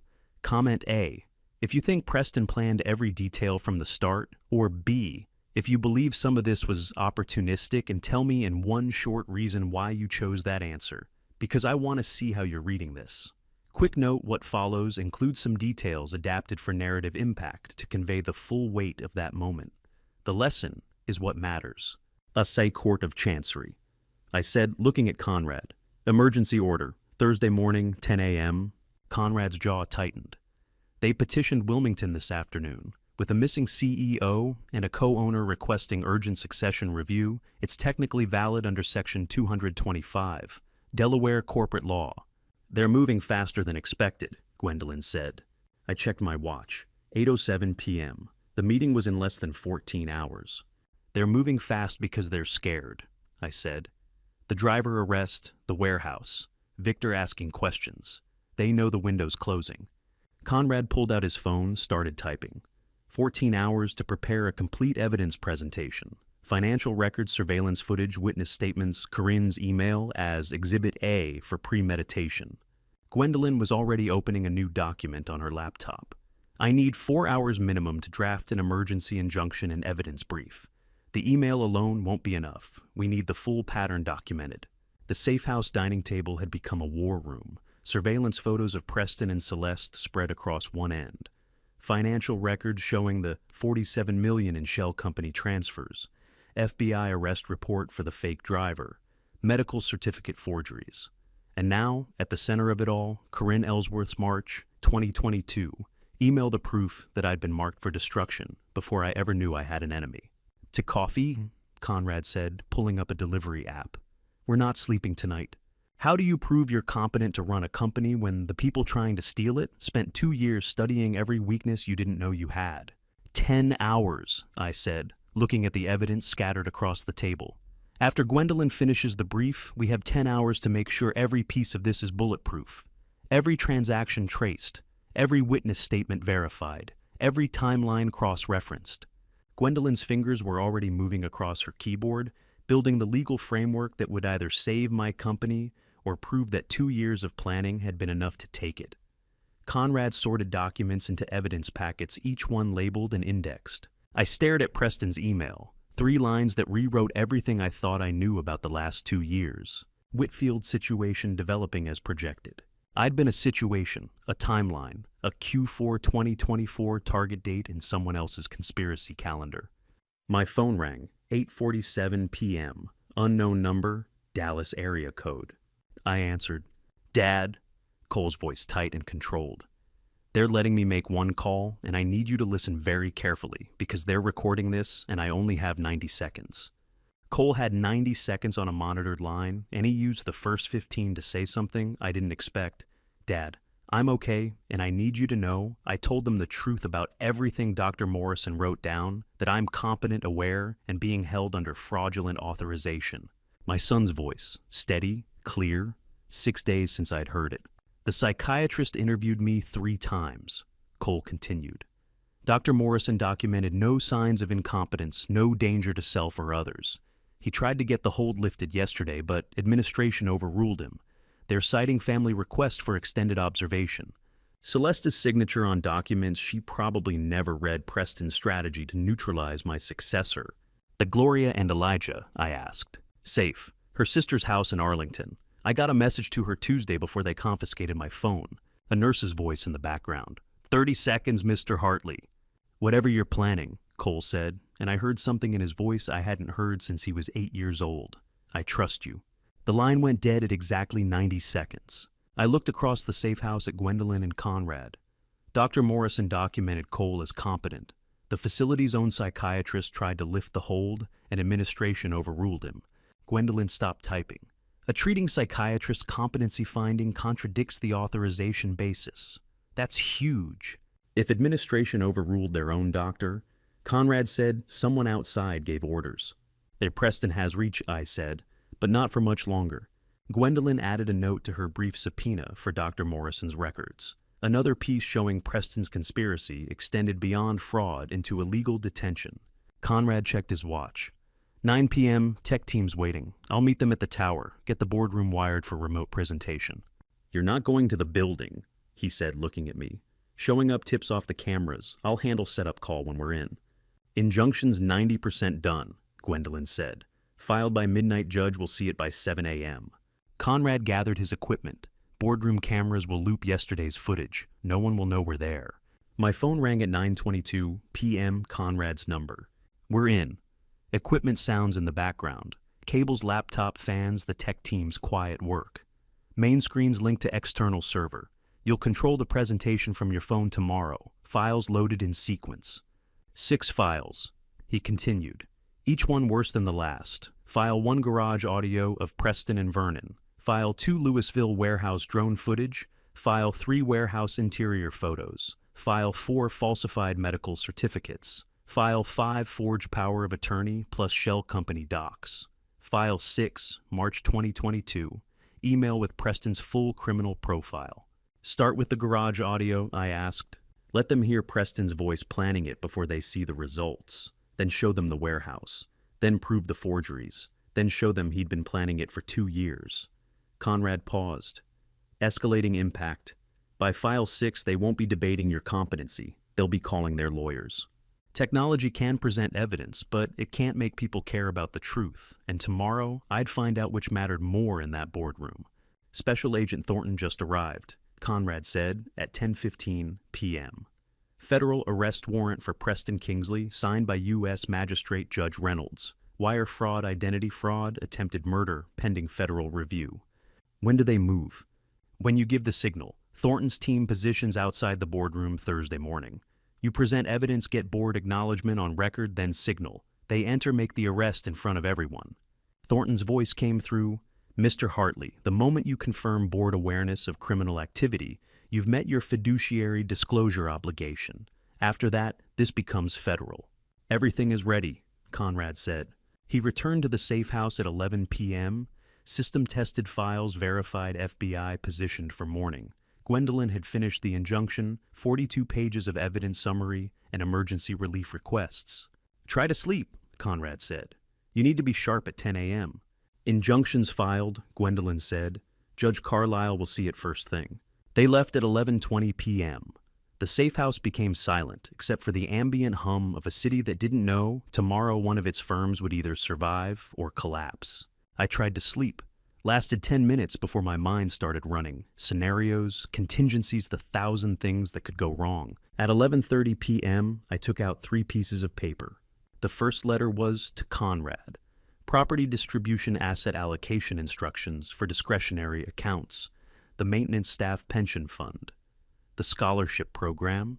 The second was to Gloria Washington. $2 million in an irrevocable trust for Elijah's education, managed by a trustee Preston couldn't influence. Her husband had been destroyed protecting my company. The least I could do was protect their son's future. The third was to Victor Pemberton. Guidance for the corporation if I lost tomorrow. Protect the employees, honor the contracts. Don't let Preston turn 30 years of building into a leveraged buyout strip for parts. I didn't send them, folded each, carefully placed them in my inner jacket pocket. Insurance policies written in ink the old-fashioned way that couldn't be hacked or claimed incompetent. Then I took a 4th piece of paper, not a letter, a list. 3 things I wanted to do differently if I survived Thursday, my after list. I folded it once and slid it behind the business cards in my wallet. Folded it, placed it at the bottom of my wallet behind 15-year-old business cards.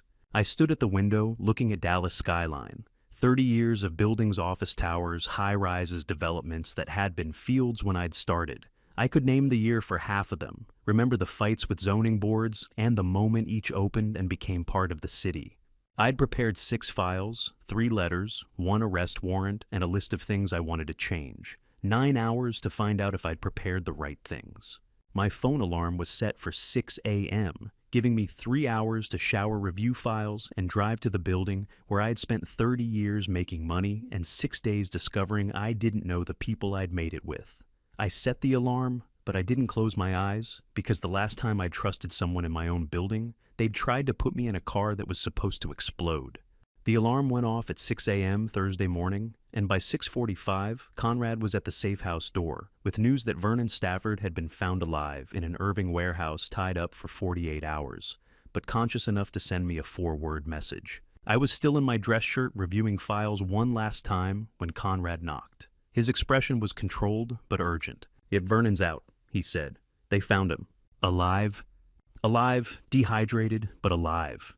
The rescue team had moved early when surveillance confirmed Preston left his University Park home at 6:30 a.m., heading to the office to prepare for his takeover presentation.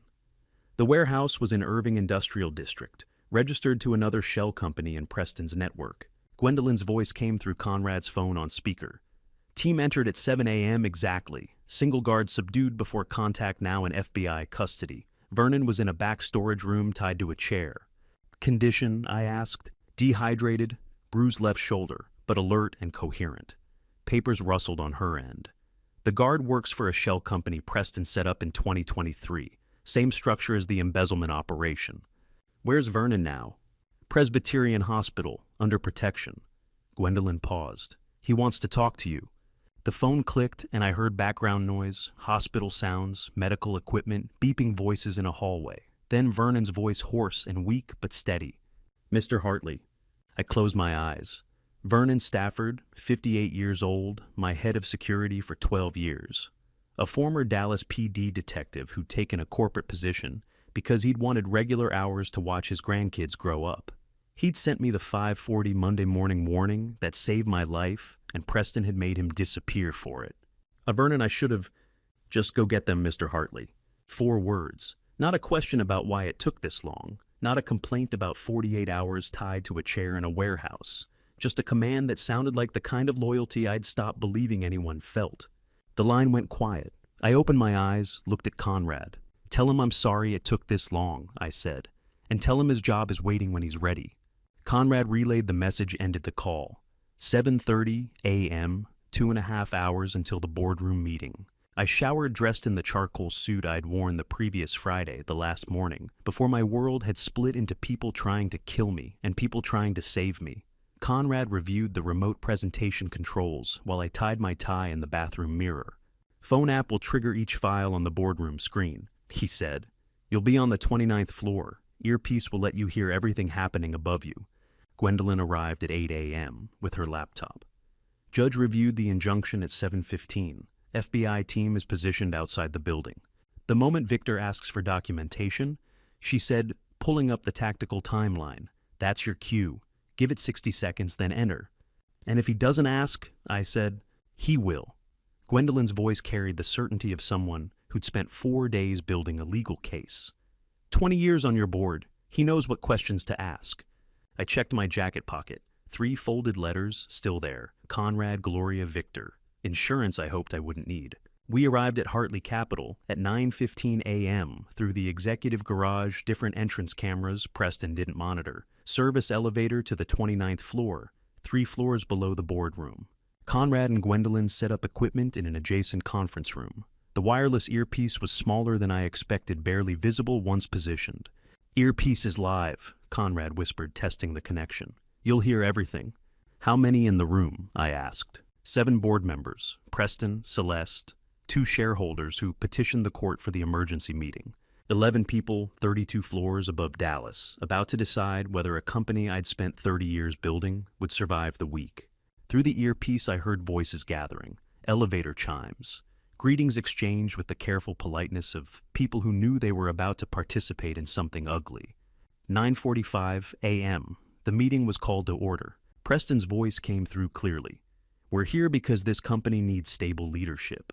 I recognized the cadence he was wearing, confidence like armor the way he'd worn it every quarterly review. Conrad pointed to his monitor showing the boardroom camera feed. Navy vest. Preston always wore navy when he wanted to project authority. Celeste was at the table head. Someone commented she looked tired. She did. Even on the grainy feed I could see the exhaustion. A shareholder's voice, male 50s. Has a body been recovered? The room went quiet for 2 beats. Not yet, Preston said smoothly. But Delaware Section 225 is clear on succession protocols when a principal officer is missing and presumed deceased. The medical documentation I've provided demonstrates competency concerns that predate the disappearance. Papers shuffled. Preston was passing around files, the fabricated psychiatric evaluation, probably. The forged medical certificates showing I'd been declining for months. The psychiatric evaluation was conducted by Dr. Hammond from Lakewood Medical. Preston continued. As you can see, there were clear signs of paranoia, erratic decision-making, unfounded accusations against staff. Victor Pemberton's voice cut through, calm and deliberate. I'd like to see the medical documentation first, the psychiatric evaluation that justified the competency concerns. The boardroom fell completely silent. Conrad leaned close, whispered in my physical ear. He's buying time, that's your window. I straightened my jacket, looked at the elevator call button on the wall 3 feet away. Preston's voice through the earpiece. Of course, I have the files right here. I'll need a moment to review these, Victor said. Conrad nodded. 60 seconds then, I walk in. 20 years of partnership, 4 words from a warehouse, 3 floors to climb, 1 chance. I pressed the elevator call button. Through the earpiece I could hear Preston opening a folder, the sound of papers being passed around the table, and Victor saying, I'll need a moment to review these. The elevator chimed somewhere above me, starting its descent. Preston's voice continued. As you can see, the psychiatric evaluation is quite thorough. Dr. Hammond from Lakewood found clear evidence of... The elevator arrived. The doors opened. Dr. Hammond had never met me. I pressed the button on my phone at 10:03 a.m., 30 seconds, before the elevator would reach the 32nd floor, and through the earpiece I heard the boardroom screen turn on mid-sentence, while Preston was still explaining why I was incompetent. His voice stopped mid-word. The screen displayed Evidence File 1, October 14th, 2024. Audio played. Garage acoustics, the particular echo of concrete and cars. Celeste's voice came through crystal clear. And the warehouse plan, you're certain it's contained? Preston's recorded voice. Tuesday morning, he'll be in the car. Vernon won't suspect. Celeste's recorded voice, and after. Someone in the boardroom inhaled sharply. Celeste's live voice present tense in the room. Turn it off. Nobody moved to turn it off. The elevator hummed upward. Through the earpiece I could hear Preston's breathing faster now, and the absolute silence of 11 people processing what they'd just heard. The screen switched. Evidence file 2, October 15th, 2024. Aerial footage. Louisville warehouse exterior timestamp. Tuesday 8:42 a.m. Drone perspective showing 2 figures placing something in a car's driver's seat. The camera zoomed a dummy clearly visible. License plate, my car's plates. Victor's voice quiet and precise. That's attempted murder. Preston's voice strained. This footage is we need to verify authenticity. A board member I didn't recognize. The timestamp is 2 days ago. The elevator passed the 30th floor. File 3 loaded automatically. Screen filled with photographs. Vernon Stafford tied to a chair in a dark room, visible bruising on his left shoulder. Timestamps showing a 48-hour span.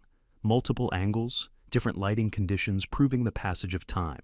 A woman's voice whispered, "Oh God." Another board member, is that Vernon Stafford? Edibal or stand and different. Preston, I don't know anything about... The screen split. Left side. Preston submitted medical evaluation, Dr. Hammond's signature prominent at the bottom, dated 3 weeks ago. Right side sworn affidavit from Dr. Hammond, stating under penalty of perjury that he had never evaluated, Lawrence Hartley never signed any psychiatric assessment, never had contact with Hartley Capital Group. Next screen, forged power of attorney signature analysis, showing digital manipulation, pixel-level evidence of document fraud. Victor's voice carried weight now. The documents you just showed us were fabricated. Preston, there's been a misunderstanding. Victor, stop talking. The elevator reached 31. 6 files, 7 minutes. 30 years of reputation rebuilt, while a man who'd planned for 2 years watched his strategy collapse one piece of evidence at a time. File 6 appeared. Email header, March 14th, 2022. Subject line, Re Whitfield. Situation timeline. The body text was short. Whitfield's situation developing as projected. Q4 2024 timeline on track. Will advise after next contact establishes trust. The screen split again. Right side showed Preston Kingsley criminal profile. Fraud convictions, 2011, 2013, 2016. Name change documentation from Kingsley to Kingston, dated April 2016. Photographs showing the same face across a decade of court appearances. A board member's voice barely audible. March 2022. He was planning this before he worked here. Victor Preston Kingsley, your real name. Preston said nothing. The screen went dark. Complete silence in the boardroom. I could hear it through the earpiece, not the absence of sound, but the presence of shock, the particular quiet of people who've heard something they cannot unhear. The elevator chimed, 32nd floor. The doors opened. I stepped out into the hallway. Through the glass wall, I could see them, 12 people in various states of stillness. Preston standing at the front, hands flat on the table, knuckles white. Celeste in a chair at the table, head face pale. Victor, 2 seats down, watching Preston with the expression of someone recalculating 30 years of assumptions. I pushed the boardroom door open. Every head turned. Celeste's sharp intake of breath was audible across the room. Lawrence, Preston's face drained of color. Victor stood, and I saw something in his expression I hadn't seen in 20 years, relief. Welcome back, Lawrence? I walked to the head of the table. Gray vest, no tie, the way I dressed when I was actually working instead of performing. Looked directly at Preston, then addressed the room. You staged an accident to bury me, I said. Forged documents to erase me. Held my head of security for 2 days to keep him quiet. You did all of it because you believed 30 years could be taken apart in 72 hours. I paused. Let the silence hold. You were wrong. Preston's mouth opened, closed. No words came out. I'd spent 6 days being erased, and it took me 7 minutes to prove I'd never been gone at all. The back boardroom door opened. Vernon Stafford walked in, left shoulder bandaged under his jacket, wearing hospital scrubs beneath a borrowed coat, moving steady, despite everything Preston had put him through. Behind him, Special Agent Garrett Thornton, 51 years old, 23 years, with the FBI's white-collar crime division badge visible on his belt. Vernon looked at Preston, said nothing. Just stood there alive, present, undeniable. Preston stared at Vernon like seeing a ghost. For the first time since I'd met him 18 months ago, Preston's face showed something other than calculated confidence. It showed a man who'd run out of moves. Preston Kingsley. Agent Thornton said, voice carrying the weight of federal authority. I have a warrant for your arrest. Preston's eyes didn't leave Vernon. Vernon's voice was hoarse but steady. Alive, like Mr. Hartley. Preston was staring at Vernon, the man he'd held in a warehouse for 48 hours, standing in the boardroom with an FBI agent when Agent Thornton said, Preston Kingsley, loud enough for the entire room to hear. And Celeste turned to look at Preston like she was seeing his real face for the first time. She whispered one word I'd been waiting 6 days to hear her say, why? Agent Thornton moved toward Preston with handcuffs visible, and Celeste's question, why, was still hanging in the air when Thornton began reading charges that turned 30 months of planning into 4 federal counts. Preston Kingsley, you are under arrest for conspiracy to commit murder, kidnapping, securities fraud, and identity fraud. Preston didn't resist, didn't argue. His hands went behind his back for the cuffs movements, mechanical, like he'd already left the room in his mind. But his eyes found mine one last time, still calculating, still searching for an exit that didn't exist anymore. I want my attorney, he said. You'll have that opportunity at the federal building, Thornton replied. Celeste hadn't moved from her chair, still staring at the table where Preston's fabricated medical files lay scattered. Agent Thornton turned toward her. Mrs. Hartley, I need you to come with us as well. She lifted her head, but not to Thornton. She looked directly at me across the boardroom, and for the first time in 6 days, I saw something in her face that wasn't calculation or defense, or the careful neutrality she'd perfected over 2 decades of partnership. She said 2 words, I know. I looked back at the woman I'd married in an Austin chapel 24 years ago, before Hartley Capital existed, before there was anything to steal or protect or fight over. I said nothing. There was nothing to say. 2 words, I know, carrying weight. I'd spend 6 weeks unpacking. Did she know I knew about the line she'd drawn against violence? Did she know she was complicit regardless? Did she know our marriage ended the moment she chose Preston over decades of building something together? All of it, probably. She stood, followed Agent Thornton toward the private elevator, didn't look back. Preston and Celeste were escorted out together, and the boardroom emptied fast after that. 7 board members, 2 shareholders, all avoiding eye contact as they gathered papers and briefcases and coffee cups half full. No one wanted to be present for the aftermath of watching a company almost collapse in real time. The door closed. Only Victor remained standing by the window, overlooking Dallas' 32 floors of morning light, reflecting off buildings I'd helped shape. We looked at each other across the now empty boardroom. Victor spoke first. I almost believed them. I know, I said. The medical file was very convincing. The documentation looked legitimate. I know. 2 words from my wife. I know. 2 words from my oldest partner. I almost believed them. 2 men I'd trusted for decades, and both of them just told me how close I came to losing everything. Victor looked down at the table. The 2 board meetings you missed in September. Preston said you were having episodes. Paranoia. Erratic decision-making. Wichita Falls, I said. 32 acres adjacent to the Holiday Creek development. I was negotiating purchase to surprise the board with an expansion opportunity. Victor lifted his head.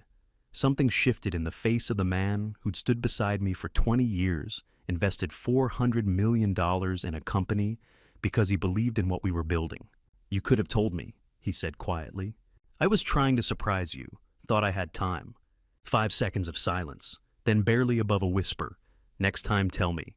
Not, I'm sorry. Not, I should have known. Just, tell me next time, the closest Victor Pemberton ever came to an apology in 20 years. I nodded once. Victor extended his hand. We shook firm brief the way men do when more words would break something. The company's still standing, he said. Let's keep it that way. I took the elevator to the ground floor at 11:47 a.m. Conrad was waiting in the lobby with Gloria and Elijah Washington. Gloria, 34 years old. Marcus's wife had been sheltering at her sister's house in Arlington with Elijah, while Preston's conspiracy played out. Her eyes were red but steady. Elijah stood in the white marble lobby for the first time, looking up at the 10-meter ceiling, the same ceiling his father Marcus had described to him years ago when he still worked here, before Preston destroyed his reputation over a laptop that was never stolen. The same black marble columns, the same morning light through floor-to-ceiling windows. Is it over? Gloria asked. The arrests are done, I said. The rest will take time. Cole's being released this afternoon, Conrad added. Dr. Morrison's documentation cleared him. Psychiatric hold is lifted. My son, 6 days in illegal detention because Preston needed him out of the way. He'd be released by evening back with his family back to the life Preston had tried to erase. I knelt to Elijah's eye level, gestured to the lobby around us, the columns, the ceiling, the careful architecture Marcus had maintained for 6 years. You know what this building is, I said. Everything your father helped protect. Before anyone else believed there was a threat, before I knew I needed protection, your father saw something wrong and tried to warn people. This building is still standing because of him. Gloria put her hand to her mouth. Elijah looked up at the ceiling quiet for a long moment. Then, he said the ceiling made you feel small the right way, like the building was bigger than your problems. My throat tightened. He was right. Elijah nodded, looked back at me with those 8-year-old eyes that had already learned more about loyalty and betrayal than most adults understood. He would have liked knowing it's still standing. An 8-year-old boy was looking at a ceiling his father had described from memory, and he understood something about buildings I'd taken 30 years to learn. They only matter when they're worth protecting. Your father's job is waiting for him, I said. When he's ready, and there's a trust fund for your education. $2 million. No one can touch it no matter what happens. Gloria's hand tightened on Elijah's shoulder. Elijah was still looking up at the ceiling when Gloria said they should go visiting hours at the hospital, where Marcus was recovering from the stress of everything Preston had put their family through. Conrad walked them to the door. I stood alone in the lobby of the building I'd almost lost, and Conrad returned, stood beside me in the morning light. 3 people arrested, he said quietly. 1 company saved, 2 letters still in your pocket. I'd forgotten about the backup letters I'd written Wednesday night. Conrad, Gloria, Victor. Plans for a version of Thursday where everything went wrong. I reached into my jacket pocket. The folded paper was still there, along with the 4th piece I'd written, the after list. The law moves slowly, which is why it took 2 weeks after the boardroom arrests for me to sit in a federal courtroom and watch Preston Kingsley. The man who'd planned my death for 18 months learned that his crimes under federal law carried a sentence of up to life imprisonment, and that the prosecutor was asking for exactly that. Late October 2024, U.S. District Court, Northern District of Texas. Preston stood in orange detention uniform, hands cuffed, looking smaller than he'd looked in the boardroom.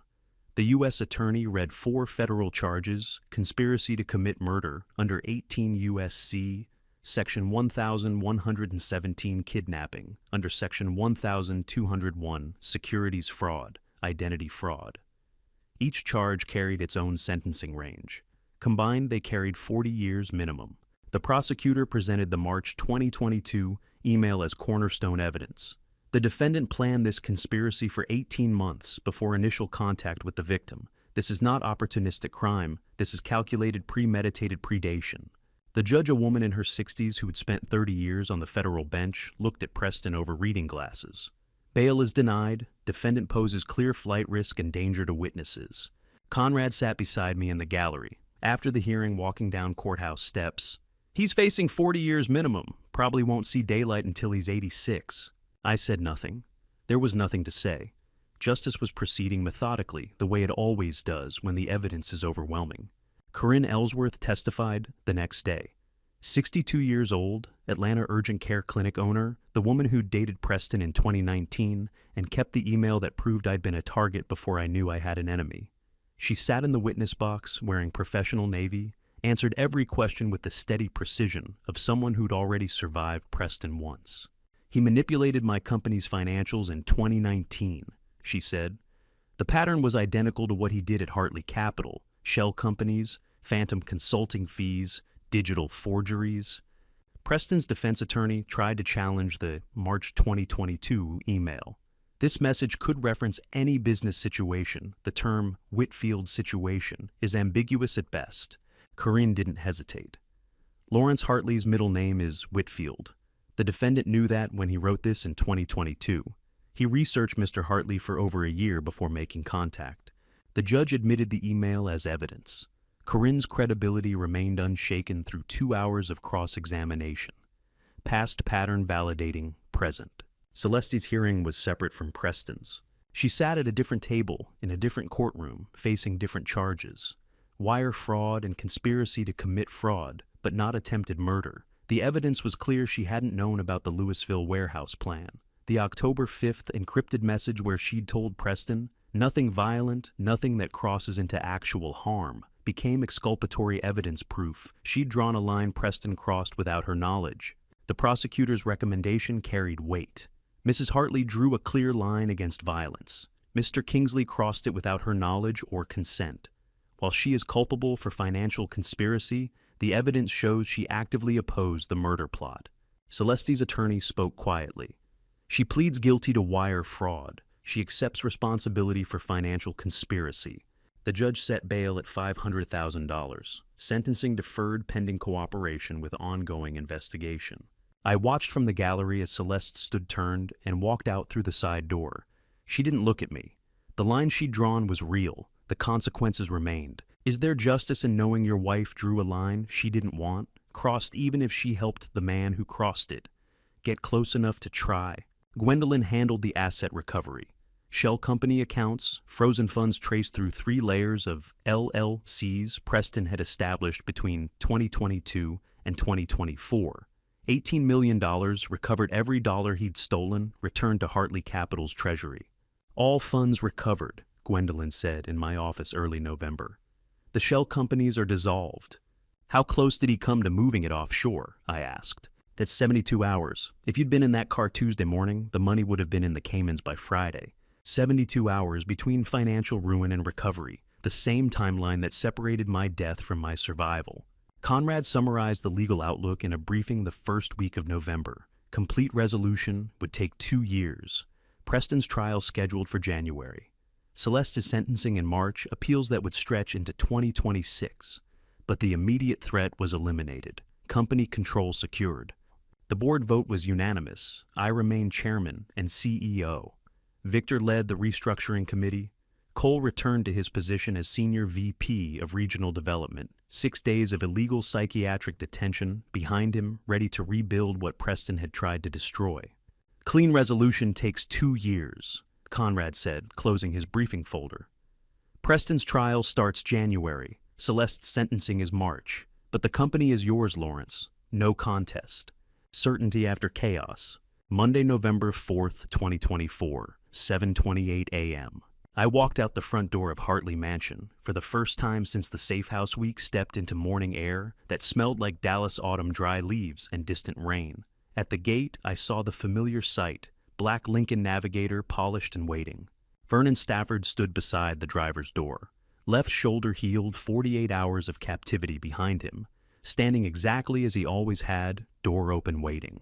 Vernon opened the back door, said nothing.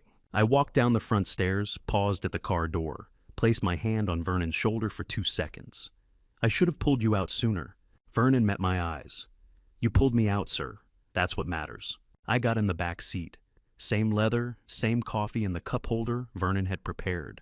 Same route we'd driven for 7 years, 5 days a week, through Dallas traffic toward the 32nd floor, where I'd built something worth defending.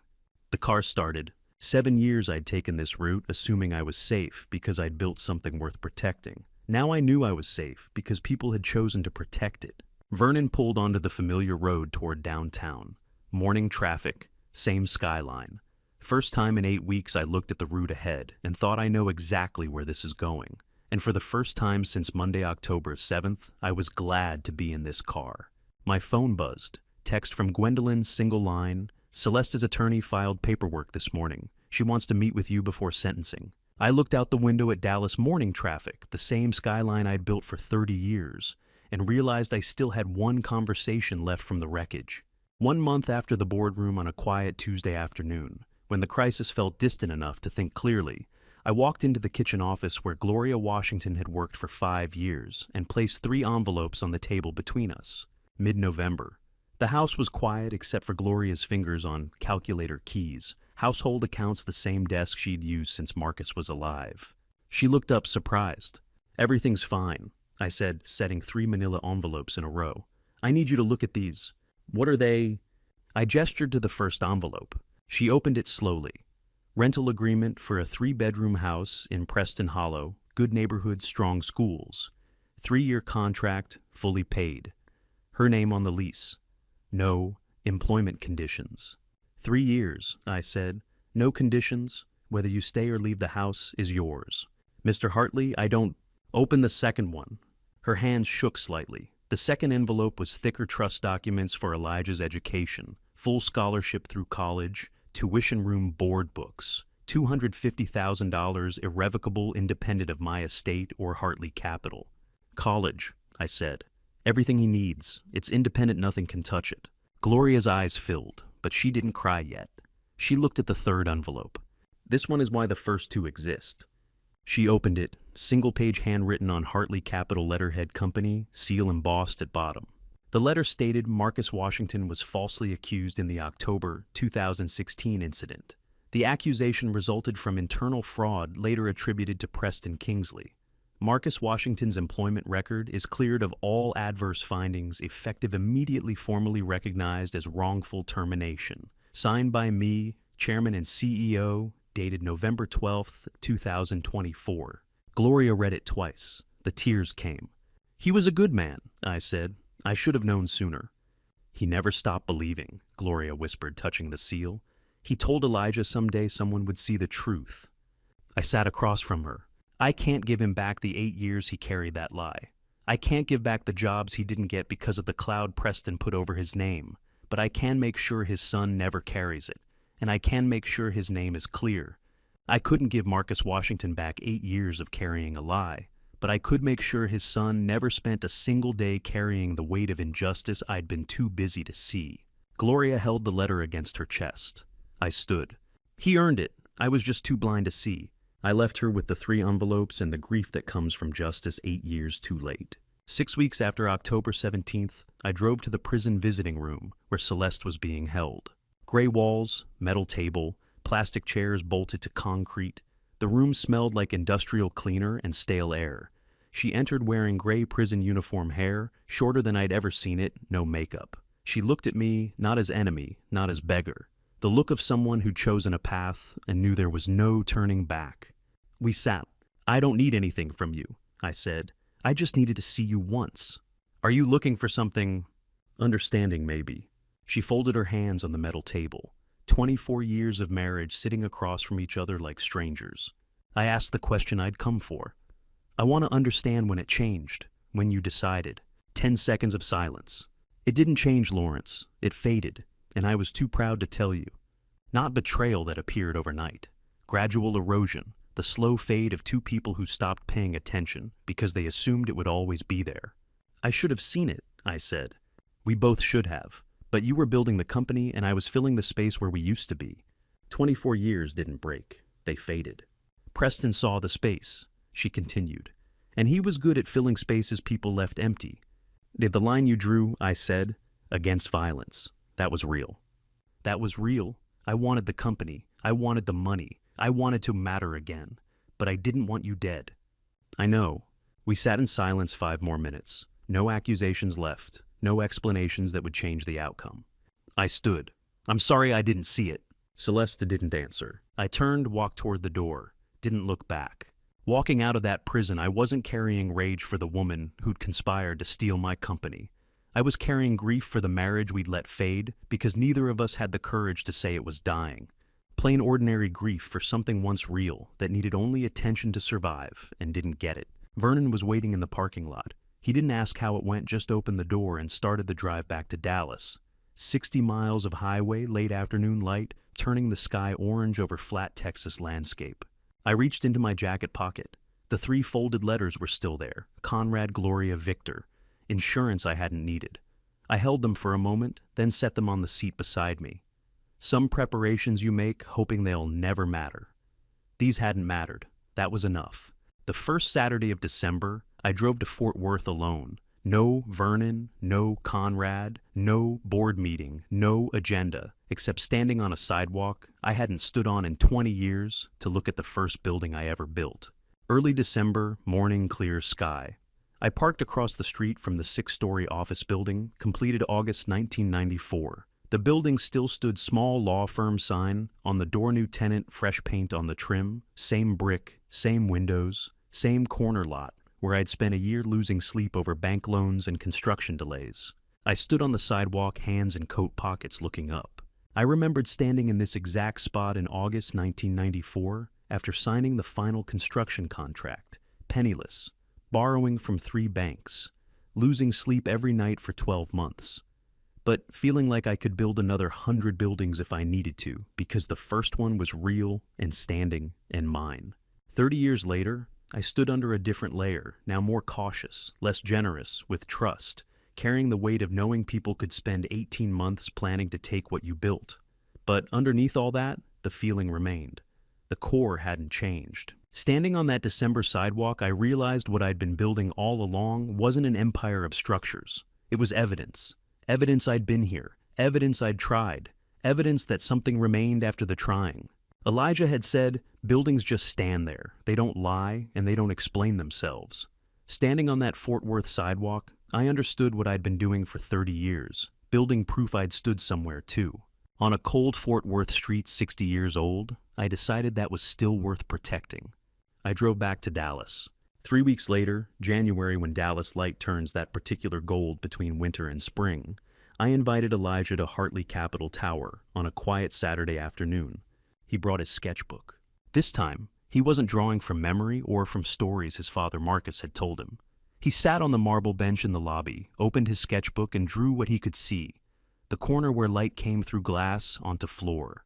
The shadows of pillars, the ceiling that made you feel small the right way. Last time you drew this building, I said, sitting beside him, it was from memory. This time I can see it. Elijah said, pencil, moving in careful strokes. Is it what you expected? He studied his drawing, then the lobby, then the drawing again. It's better than I expected. Things are always more real when you can see them. I looked at his drawing from reality now, not inherited stories, from his own eyes. Your dad would have liked seeing you draw this here, I said. I think he did see it, Elijah said, adding detail to a pillar. Just not the way I do now.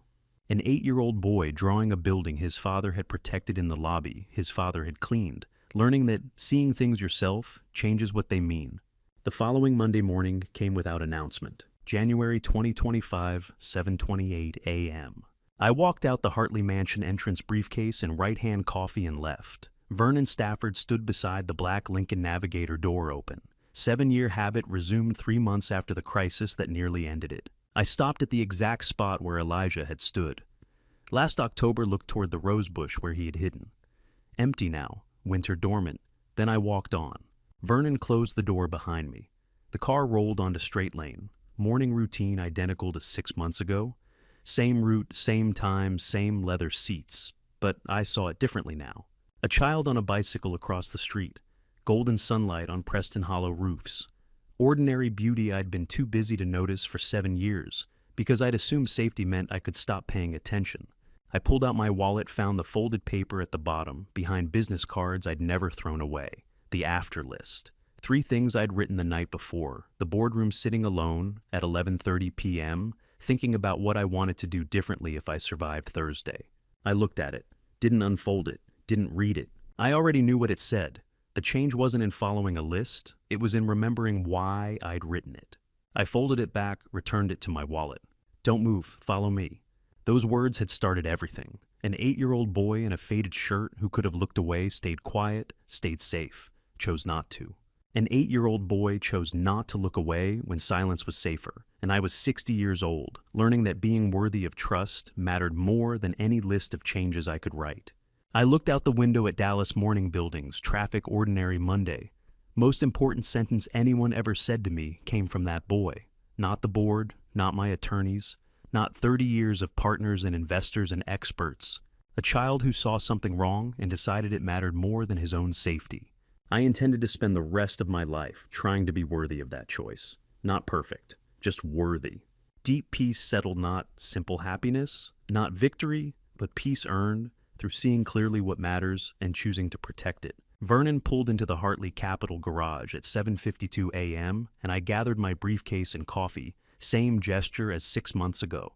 Same Monday morning routine, but when I stepped out of the car, I saw Vernon's left wrist, where the 4-inch scar was visible above his watch. He caught me looking, said nothing, nodded once. Some things you protect because they're yours. Others you protect because someone trusted you enough to warn you they were in danger. And the difference between those 2 reasons is the difference between building an empire and building something worth defending. And to you listening to my story, remember this. The people closest to you can become the biggest threats when you stop paying attention to what matters. I spent 30 years building an empire and assumed that success meant safety. I trusted my wife because we'd been married for 24 years. I trusted my CFO because his credentials looked perfect. I stopped asking questions because everything appeared normal. Don't make my mistake. Family betrayal doesn't announce itself. It happens quietly in small compromises you don't notice until it's almost too late. The lesson wasn't just about watching for warning signs. It was about remembering that trust must be earned continuously, not assumed permanently. An 8-year-old boy saved my life because he paid attention when I didn't. He noticed details I'd stopped seeing. I believe God put Elijah in my path that Monday morning to show me that loyalty comes from character, not convenience. Family betrayal taught me the people who seem most trustworthy can hide the darkest intentions, but courage often comes from unexpected places. If this story resonated with you, I'd appreciate your thoughts in the comments. Have you ever experienced family betrayal, or have you been the one who noticed what others missed? Please share this with someone who might need to hear it. And if you want more stories like this, subscribe to Revenge Dad. I share these lessons so others can learn from my mistakes. Thank you for staying until the very end. Some details in this story have been adapted for clarity and reflection, but the core message about trust, vigilance, and unexpected loyalty remains true.